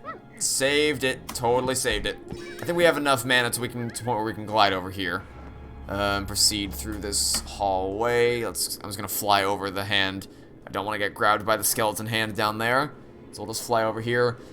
We didn't previously have enough mana to be able to do this, but now we should have a more than adequate amount of supplies. So I think we're fine to do this. I just need to use the Dragon's Flame a bit less so that I don't find myself in a situation like we did in the Smithy Gauntlet where we ran out of oh god, that's a lot of bats. Oh good lord almighty, that's a lot of bats. Okay. Let's cool it there, buddy. Let's cool it with the bats. Good lord almighty, that is a lot of bats. Jesus Christ. I don't think I've ever seen that many bats bunch up together like that in this section before. But, you know, for some of everything, I suppose. Yeah, we don't want a situation like we had in the Smithy Gauntlet where I was trying to glide back from getting the bag of gold and I just kept failing because I kept running out of mana when I needed it the most. So we don't want that to happen again. I think we're doing a bit better with management though, so far. Alright, give me this, and we're good. Get the crossbow out for you. I'll save a few of my... I'll use the steel arrows so I can conserve my flame arrows when we need them the most. We're gonna need a lot of flame arrows coming up ahead real soon. So I'll use these for now to conserve my flame arrow supply. And we should be good. We're good. Nice. Okay, now we just gotta run for the hills here because the walls are gonna start closing in on us. It's a shame because I really like the design of that room with the ceiling archway and all that, but I can't. You don't really get a chance to stop and admire it because you have to run for your life to avoid the walls crumbling all around you. All right, give me the mana container. Thank you very much. Now this could be pain. I'm gonna keep the Dragon's Wing out just in case I need it. You don't need the Dragon's Wing here, but just in case to save yourself, I'm gonna do that. Okay. I could have jumped there, but I better safe than sorry. Jump now. Nah, I missed it. Yeah, okay. Alright. Okay. Didn't want to activate that, but I did. This is a tricky... This is even harder than the original, because there was a rope swing at the beginning of the game. This one's even harder than that. Section requires very precise jumping. Okay, I probably should have jumped there. Probably should have jumped there, but it's fine. It's fine. Got it. Don't hit me. That was close. Very close. Okay, I think I gotta jump now. Jump now as it comes towards me. And then jump now and grab it. Perfect. Okay. Very perfect. Nicely done. Okay. Now, in preparation for the final boss, or not the final boss, but the boss of this section, I believe there's a lot of, a lot of potions in there. Okay, so, what potions do we have? We have, alright, we're gonna save these potions for, I think we're gonna save them for after the boss, because we're good on health and mana for the time being, so we're gonna save those potions for after we beat this boss, because this boss is tough. This boss is really tough. If there's one part of the game that we're gonna get stuck on, it's gonna be this one. This could take us a while. This boss is really hard. Okay, where are we going? We're gonna go underneath and attack. Okay, starts off simple, but then the reason this is hard is because the floor keeps falling off from under you. Like more and more, the floor starts to disappear. So you have to be very careful with your platforming skills to actually get through this in one piece. Okay, it's gonna be very careful. Oh no! Yeah, that was dumb. I should have jumped there. I should have jumped. That was greedy. That was too greedy. I shouldn't have jumped there. Yeah, that's mistake one of what will likely be many. So we'll see how long it takes to get through this in one piece. We're doing okay. I mean, well, we're not doing okay so far. We haven't even made it past the second hit yet. Alright, let's hit him again. And got two birds with one stone. Nice. Now, alright, let's wait. Jump here to get past you. Then jump as you turn towards me. Good. And then jump again. Okay, we made it past that one. Nice. Doing good. Very good. I'm just gonna keep the sword out so that I'm ready to attack when I need to. Oh, this is the jump. Okay, yep. That was gonna be bad. I had to tank the damage there. If I didn't tank the damage there, then I was gonna have to. I was gonna miss the chance I had to hit him. Okay. Go. Run now. Run now. Stay here. Jump behind you. Okay. Roll. We can roll. We can roll. We can roll. Final hit. Final hit. That was not too bad. that boss fight's usually a lot harder than that, but I guess I was just a bit... We had a bit of a sloppy first run, but I guess I was just a lot better with my my platforming skills this time. So I guess... You know what? I'm just going to say that was me making up for the other mistakes I made along the way. That's what I'll say there. Alright, good thing I saved my mana potion here. Let's do this. Let's use the Dragon Spirit to regenerate a little bit of health. And I'll use the mana potion to regenerate the rest of my mana.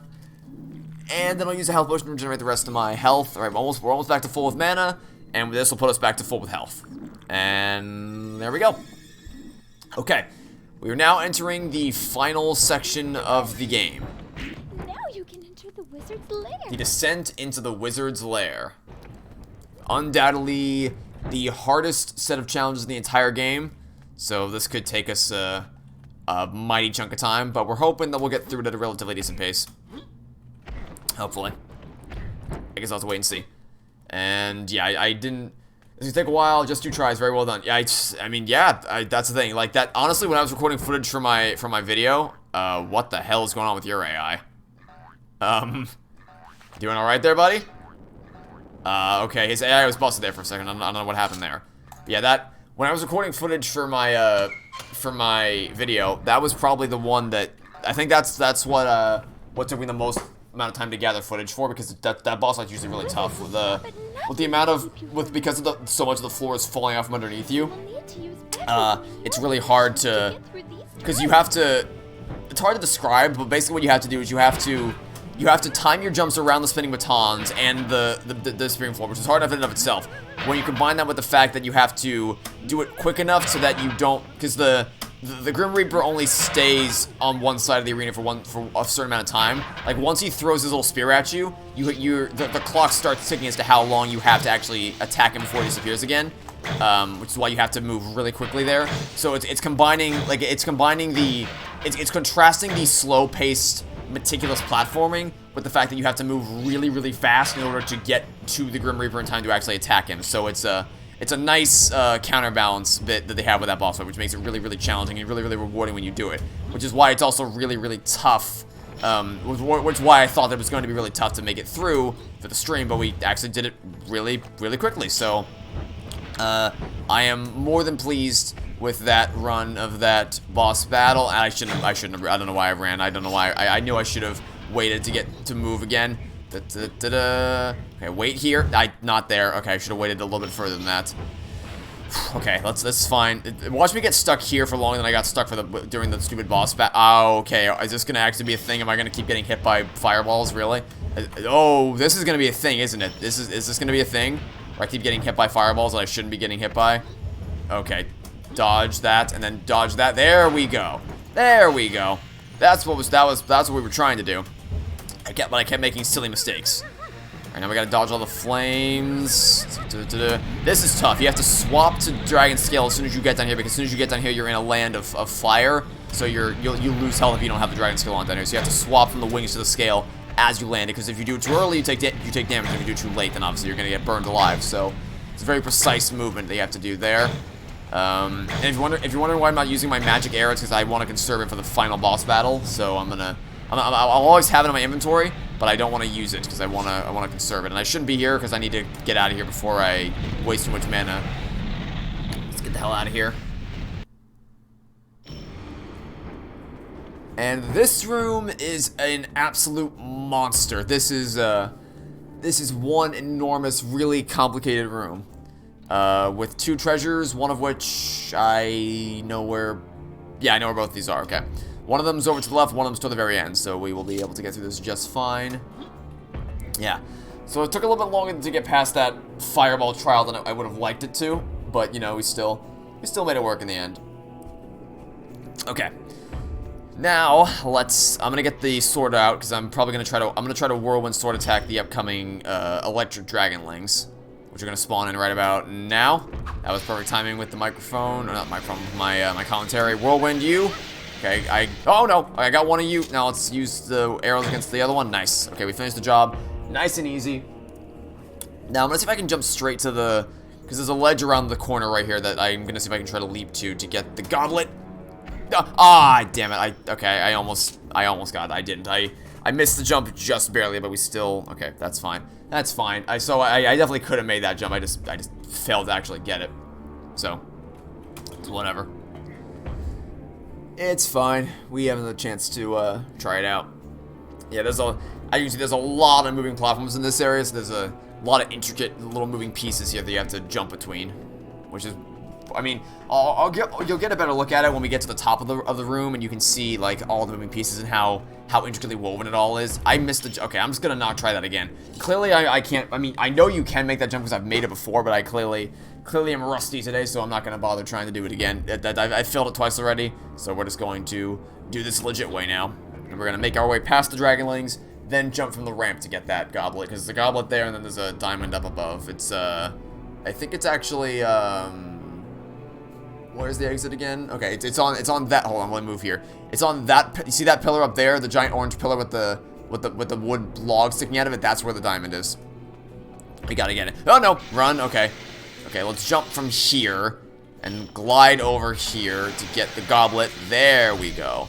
That's what we. Oh, hi friends. Okay, let me jump off here and get the crossbow out and ready to roll so I can snipe you down. Actually, let's use these. I'm gonna use the skill arrows to conserve some flame arrows, get the scale out because I don't get hit by the flames, and then I said get scale out, and then attack you up close and personal. There we good. Okay, now we're safe here to use skill arrows. Nice. I think your friend disappeared. I don't know where he went, but he seems to have disappeared into a different dimension, so we're gonna leave him alone. I'll just do this, and now I can do this up close and personal. Maybe no. Okay, fine. I'll just go up here. And then attack you from a distance. Few more shots, maybe. There's one for you and one for you. There we go. Okay. There we go. Now, we just got to hide over here and use the dragon skill to keep ourselves safe until the thing comes up. I was getting hit by fire, which made me think about a firewall, which made me think about the most awful movie I've ever seen, the Emoji Movie. It's strange how your brain makes the weirdest connections to language. Yeah, that is a thing. It's like you can lead yourself down a rabbit hole of a thought process. The way the human mind works is very interesting. Just the way, like, thinking about just connecting random, seemingly unrelated things, but to you they have some kind of special significance. So it makes sense to you why they, obviously it makes sense to you because your brain thought of it, as to why they would be connected and why you'd think of them and why they'd make you think of each other. But they don't necessarily have any intrinsic connection that would be obvious to anyone. So it's kind of interesting how that works. That's just, I mean, I guess that's just a flow conversation. Like when you're having a conversation with friends or whatever, the way that you won't even think about it, but the way you effortlessly bounce. I didn't want to. Okay, I saved myself.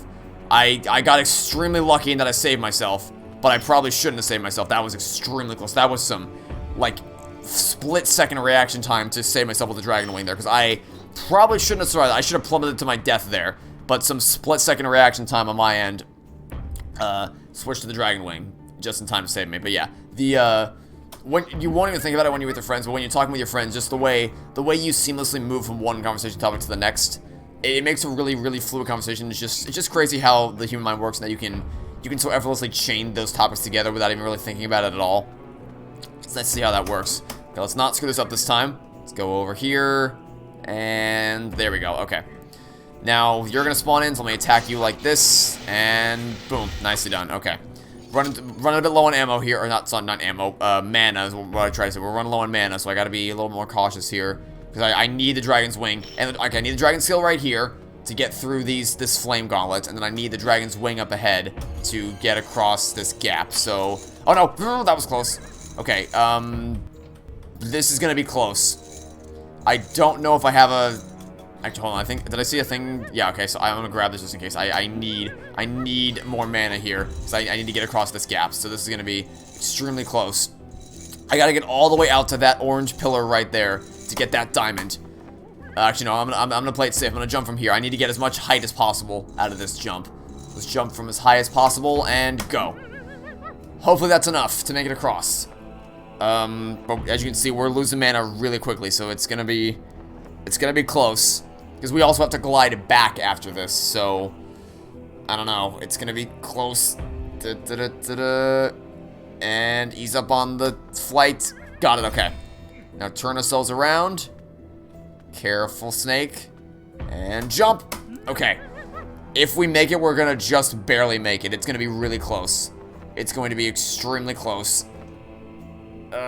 Almost there. Almost there. Come on.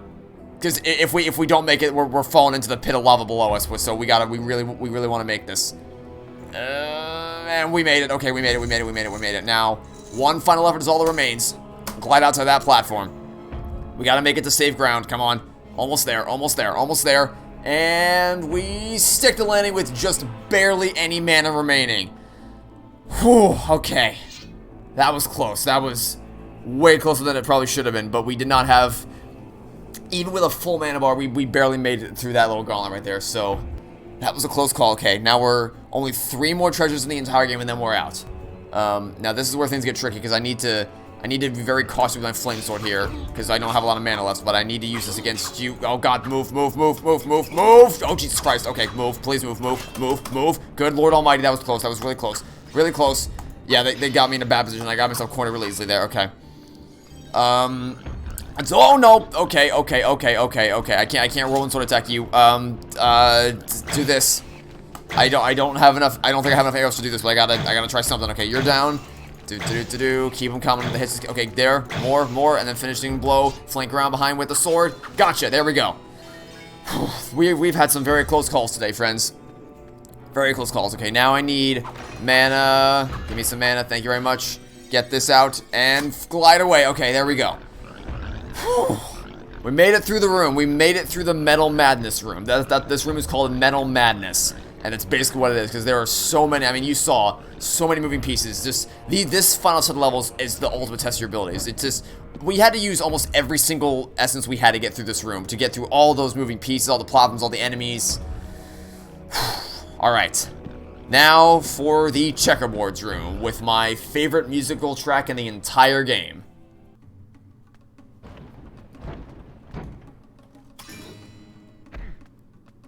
I mean, it'll oh, good lord, okay. Let's crossbow out, shoot you down. Gotcha. Yeah, so the end game here is we need to get up to that ledge, because there's 3 treasures in this room. There's one up there, and then 2 in the final area of the level, and then those are the last 3 treasures of the entire game. So we're almost done.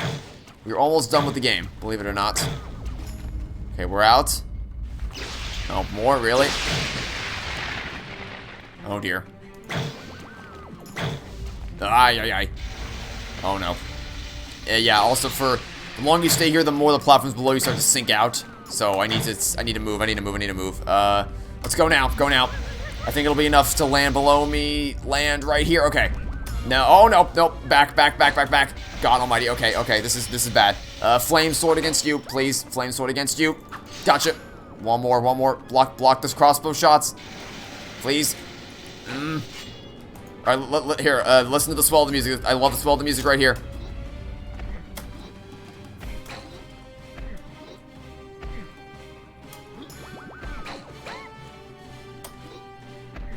I love this musical track so much. This is easily my favorite track in the entire game.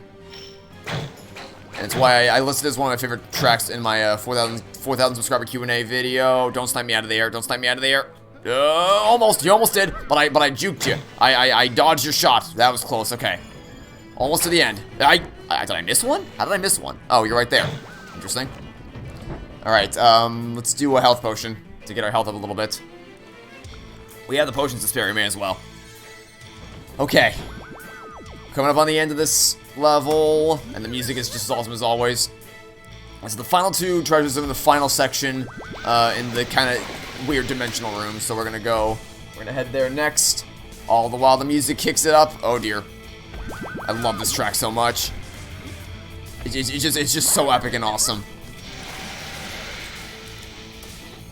I'm honestly having a hard time deciding like which part of the track to play for my 4,000 subscriber Q&A video to most effectively demonstrate how awesome it is, because it just sounds so awesome throughout the whole thing. And yeah, by the way, I got blitzed to death by the electric fireball there, so we're gonna need to make sure that doesn't happen again, because that would be not ideal if it happened twice in a row. Okay, we dodged that one.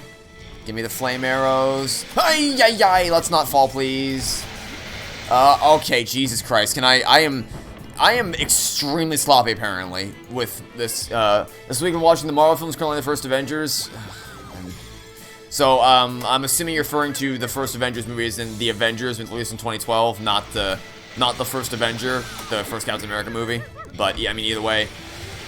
I'm just thinking about Marvel makes me sad now because I don't know if you've seen Loki, the show, but if you have, then you know that show completely, utterly annihilates everything that the MCU built up until that point and makes it all completely meaningless. So, if you are watching the MCU, take my advice and, stop when you get to Falcon and the Winter Soldier. When you watch Endgame, watch Far From Home, watch WandaVision, watch Falcon and the Winter Soldier. Don't watch Loki. Don't do it. It will, unless it's revealed at the end of the show, which I hope that it is, unless it's revealed that the whole show was just some like illusion, whether it was all a dream or whether it was like, I don't know, Doctor Strange holding Loki in some kind of simulation thing, something like that. Unless something like that is revealed, the MCU's done, because they revealed in Loki that free will doesn't exist.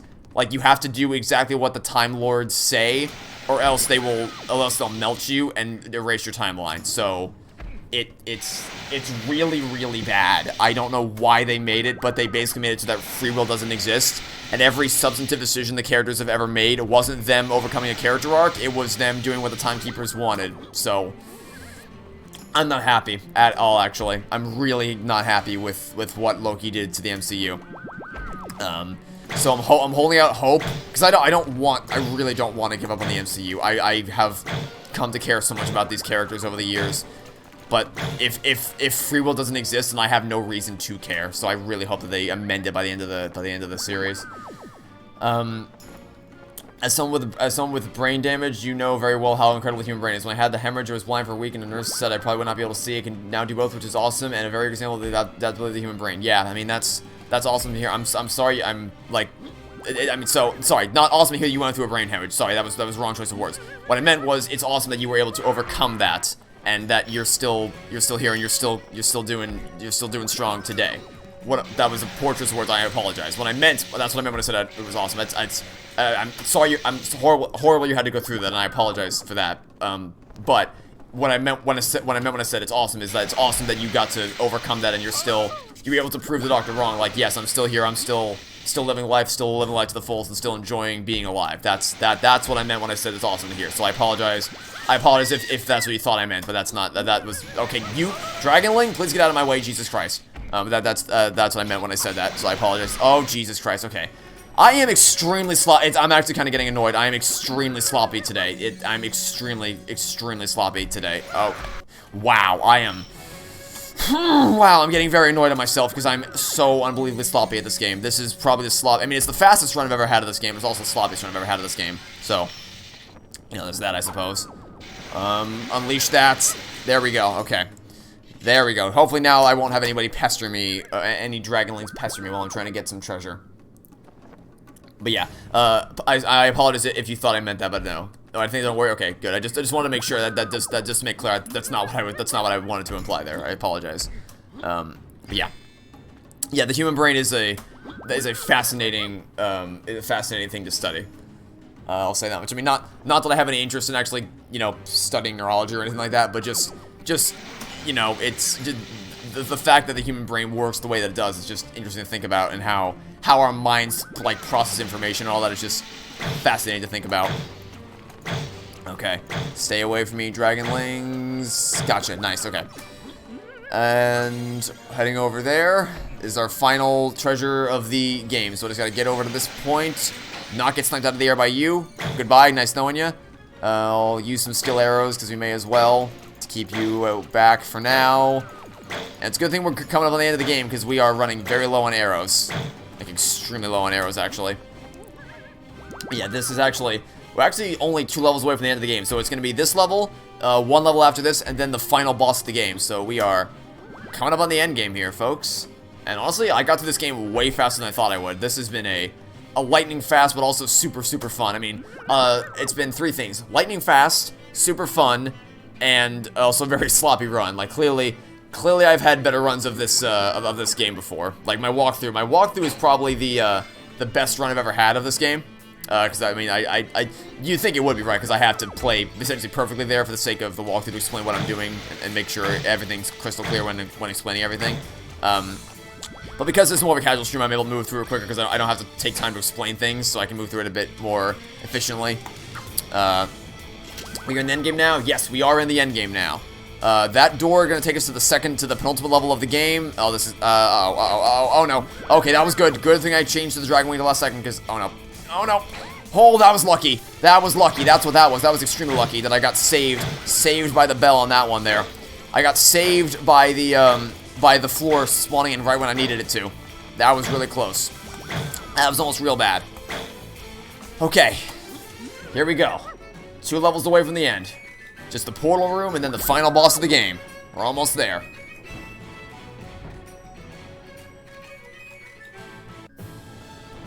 Oh, also, one more thing that I forgot to mention earlier about why the PC version is so much better than the console version.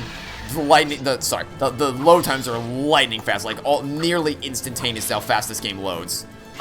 So it's awesome.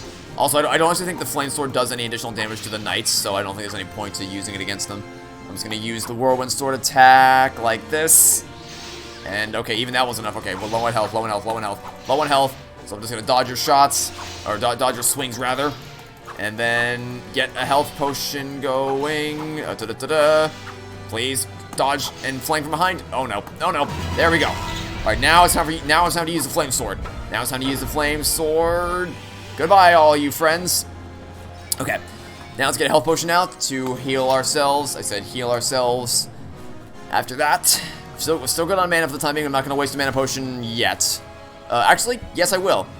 Because mana's not going to matter after this room, so I may as well use it now. Now I guess gotta bring the mana cell over to the end.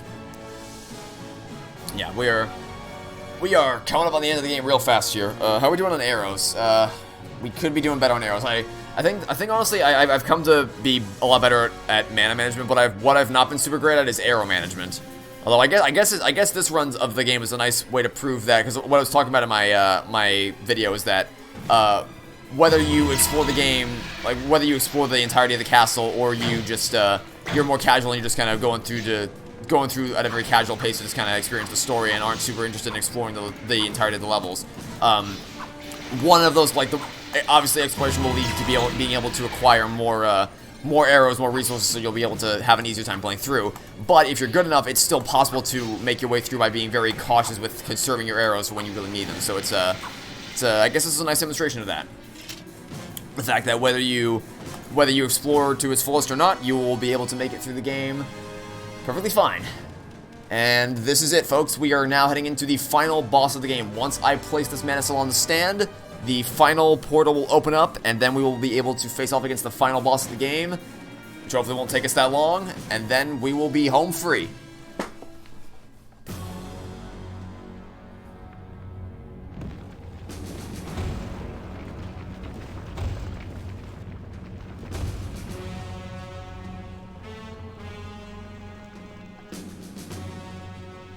Help me, Dirk! I'm trapped inside!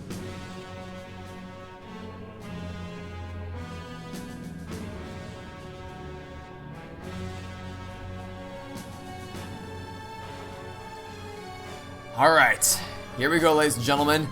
The end game of Dragon's Lair 3D Return to the Lair. I love this. The music is just so awesome. I love everything about this game.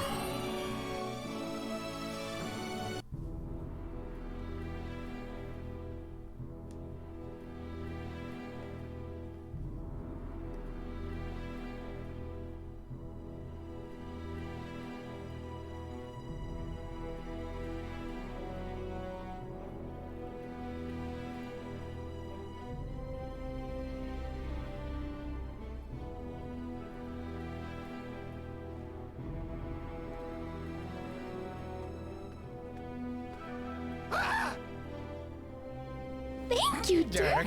For bringing the dragon's essences to me. Oh, I see you're confused. You were expecting the princess, of course. Well, rest assured that she is safe and sound inside that portal. Forgive me for playing such a cruel trick on you, but you see, I needed someone to eliminate all my enemies and reclaim the essences that were stolen from me. I certainly could not do it from this prison. And my dim-witted dragon Singe was certainly no help. That's why I gave you the amulet and pretended to be the princess, to guide you along your way. And I see my plan worked out well. Now, I shall rule this world once more and take the princess as my bride.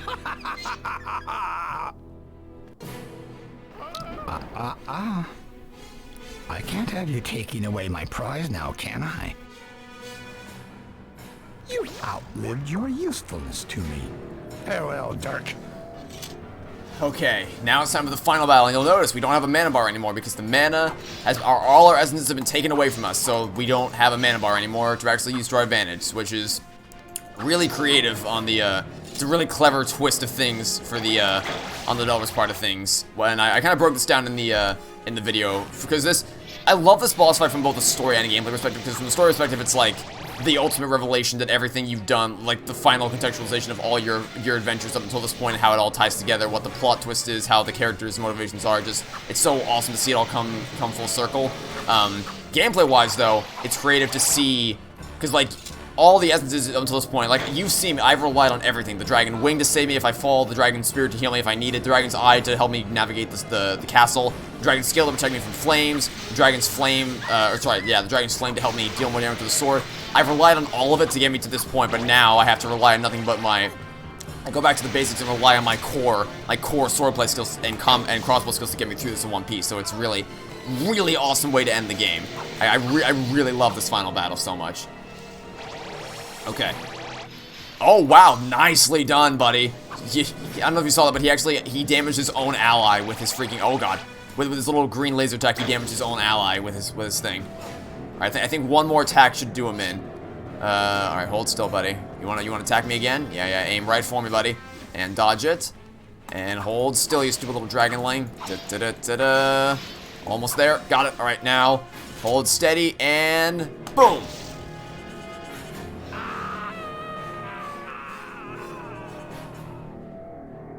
You think you've won, don't you? Well, as soon as I've absorbed all of the power of the essences, you will find that I'm not so easily vanquished.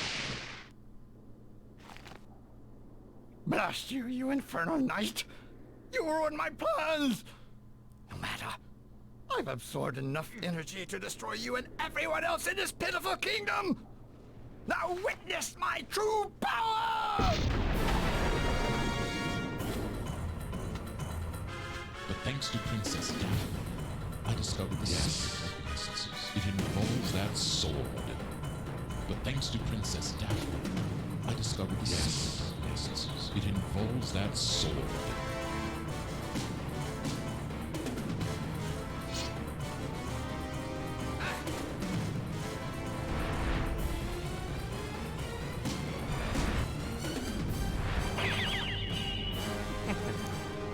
So, that's a good time for you to- run!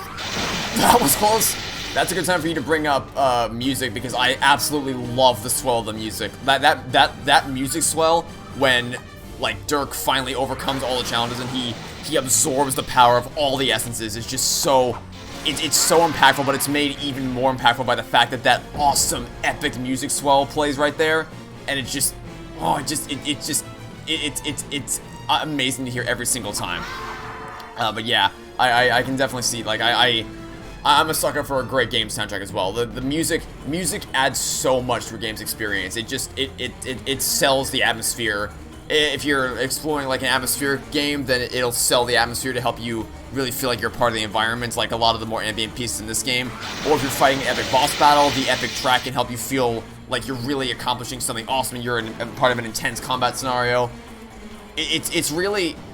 Music doesn't get enough attention, like, because much like editing, good music, when you don't really think about it, because, like, it just kind of adds to the scene, like, it helps sell it for you, because, like, if you remove music from a lot of the more impactful, like, major movie moments, like, if you remove the music from the portal scene in Avengers Endgame, it kind of loses some of the impact. Like, music has a monumental impact on a person's enjoyment of a scene because of just it's really good at kind of getting you in the mood for certain things. So yeah, like that swell right there where it builds up like that and then hits that climax. It's just so awesome to listen to. So yeah, it's music, much like editing, like I said, music is something that when it's really good and really well implemented, you don't really think about it or notice it. But when it's really bad, like bad music sticks out. Like when I played Apollo Justice Ace Attorney and I heard that atrocious remix of Emma's theme and that like bombastic pursuit theme, that stuck out like a sore thumb. Bad music can really stick with you. That said, I will say this, I have not played a lot of games with bad music. In fact, I'm willing to say that almost... No, actually, well, I think... Like, crap, I made a mistake. I made a bad mistake. I should have grabbed that. I don't know why I didn't grab that.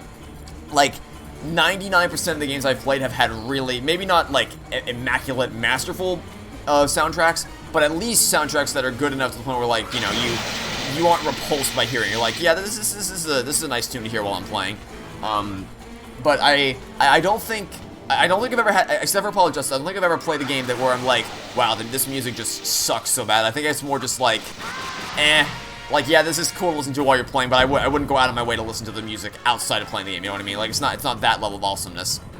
Speaking of awesomeness, we are almost done with this game. Just, I think one more hit should seal the deal for us, and then that'll be Dragon's Lair 3D Return to the Lair completed 100% with all the treasures found, 100 out of 100. Alright, that's going to be a death trap. Let's run away. You can't hit me. Yeah, fun fact, actually. I played this game before I played Minecraft, so when I played Minecraft the first time and I got to the end, and I got to the Ender Dragon battle, I just thought of this, because, like, you know, the kind of atmosphere of this place, combined with the fact that you have the dragon flying around, I don't know, just kind of reminded me of the Ender Dragon. Sorry, the Ender Dragon reminded me of this, because this game came out before Minecraft did, so the Ender Dragon definitely reminds me of this battle right here. Alright, assuming I don't screw this up, this should be the final blow right here. I just gotta catch the electric flame, and then swing away. Nice, okay, now go run for the hills. I haven't been counting, but I'm pretty sure, even if you don't count, you usually have a general feel of how close you are to the end. I think this is the final blow of the game! Yeah, there we go. That is the game finished 100% in less than 3 hours. That was a really efficient run of that game. And a really fun one at that. That was awesome. Okay, so now I'm gonna shut up and let you guys sit back, relax, and enjoy the final cutscene and the credits music.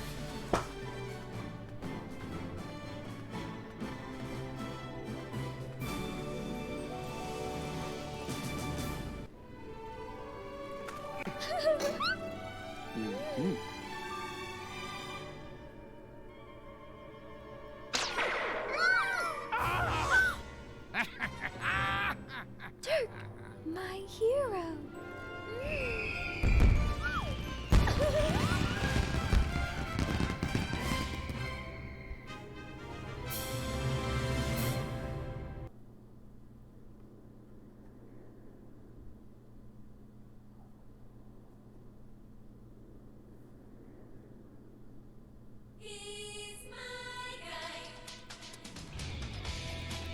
And there it is, ladies and gentlemen. My favorite game of all time, Dragon's Lair 3D Return to the Lair, completed to 100% completion with all the treasures, all the levels, all the bosses, everything, all in one stream. I love this game so much. Like, I really do love this game. I go into great detail about it in my my videos to, like, what my personal reasons are for loving this game so much, as well as, like, what the core fundamental game design reasons are for why this game is so much, just holds up so well under scrutiny. Every aspect of it, from the story, the graphics, the atmosphere, the music, the sound effects, the voice acting, the core gameplay, the level design, the controls, the camera, just everything about it is just so awesome to play. I love it so much. Honestly, this might be the game I've played more than any other. I think this is probably my most replayed game ever. It's just such a blast to play. And yeah, if you enjoyed what you saw here today, then I can't recommend it enough. I strongly advise you to go out and get this game for yourself. I think you can probably still find some copies on eBay. Yeah, this game it's on Xbox, GameCube, PC. I think in Europe there's also a PS2 version. If you enjoyed anything you saw here today and you want to check it out for yourself, then by all means, my recommendation is always there. This game is so much fun. And yeah, the end credit music is kind of cheesy. I'll give it that. But, you know, it's got a special place in my heart. Very well, Nihon Falcom is very well known for their music. Studio consisting of 62 people since 2019. Yeah, that's nice. It's always nice to hear when a game developer has some really awesome music, because like you said, music adds so much to the gameplay experience. Like, if you remove the music from that final encounter, it probably wouldn't feel as epic. Just that's music has, even if the game is fundamentally fun to play, music is such an important part in actually getting to like experience the emotions they want you to feel and feel like you're a part of the world alongside everyone else. It's really awesome. Yeah, so a bit of a shorter stream today. Honestly thought it would take a little bit longer than this to get to the end. I thought it'd be going for at least 4 hours, but I guess even with all my fails and mistakes along the way, we still managed to get through the whole game 100%, nice and quick. Yeah, I'm pretty sure my walkthrough is like 4 hours long, but I think that might just be because I took so much time to explain some things and make sure I was crystal clear about everything. It's also because I know this game like the back of my hand, so I was able to get through it quickly. I've seen some Let's Plays on YouTube, and I know that like people playing through it for the first time can take anywhere from 5 to 7 hours, like a blind playthrough. But for me, because I know this game so well, got through it pretty quickly. It's not anything speedrun worthy, of course, but you know, still a pretty quick run. That's my guy.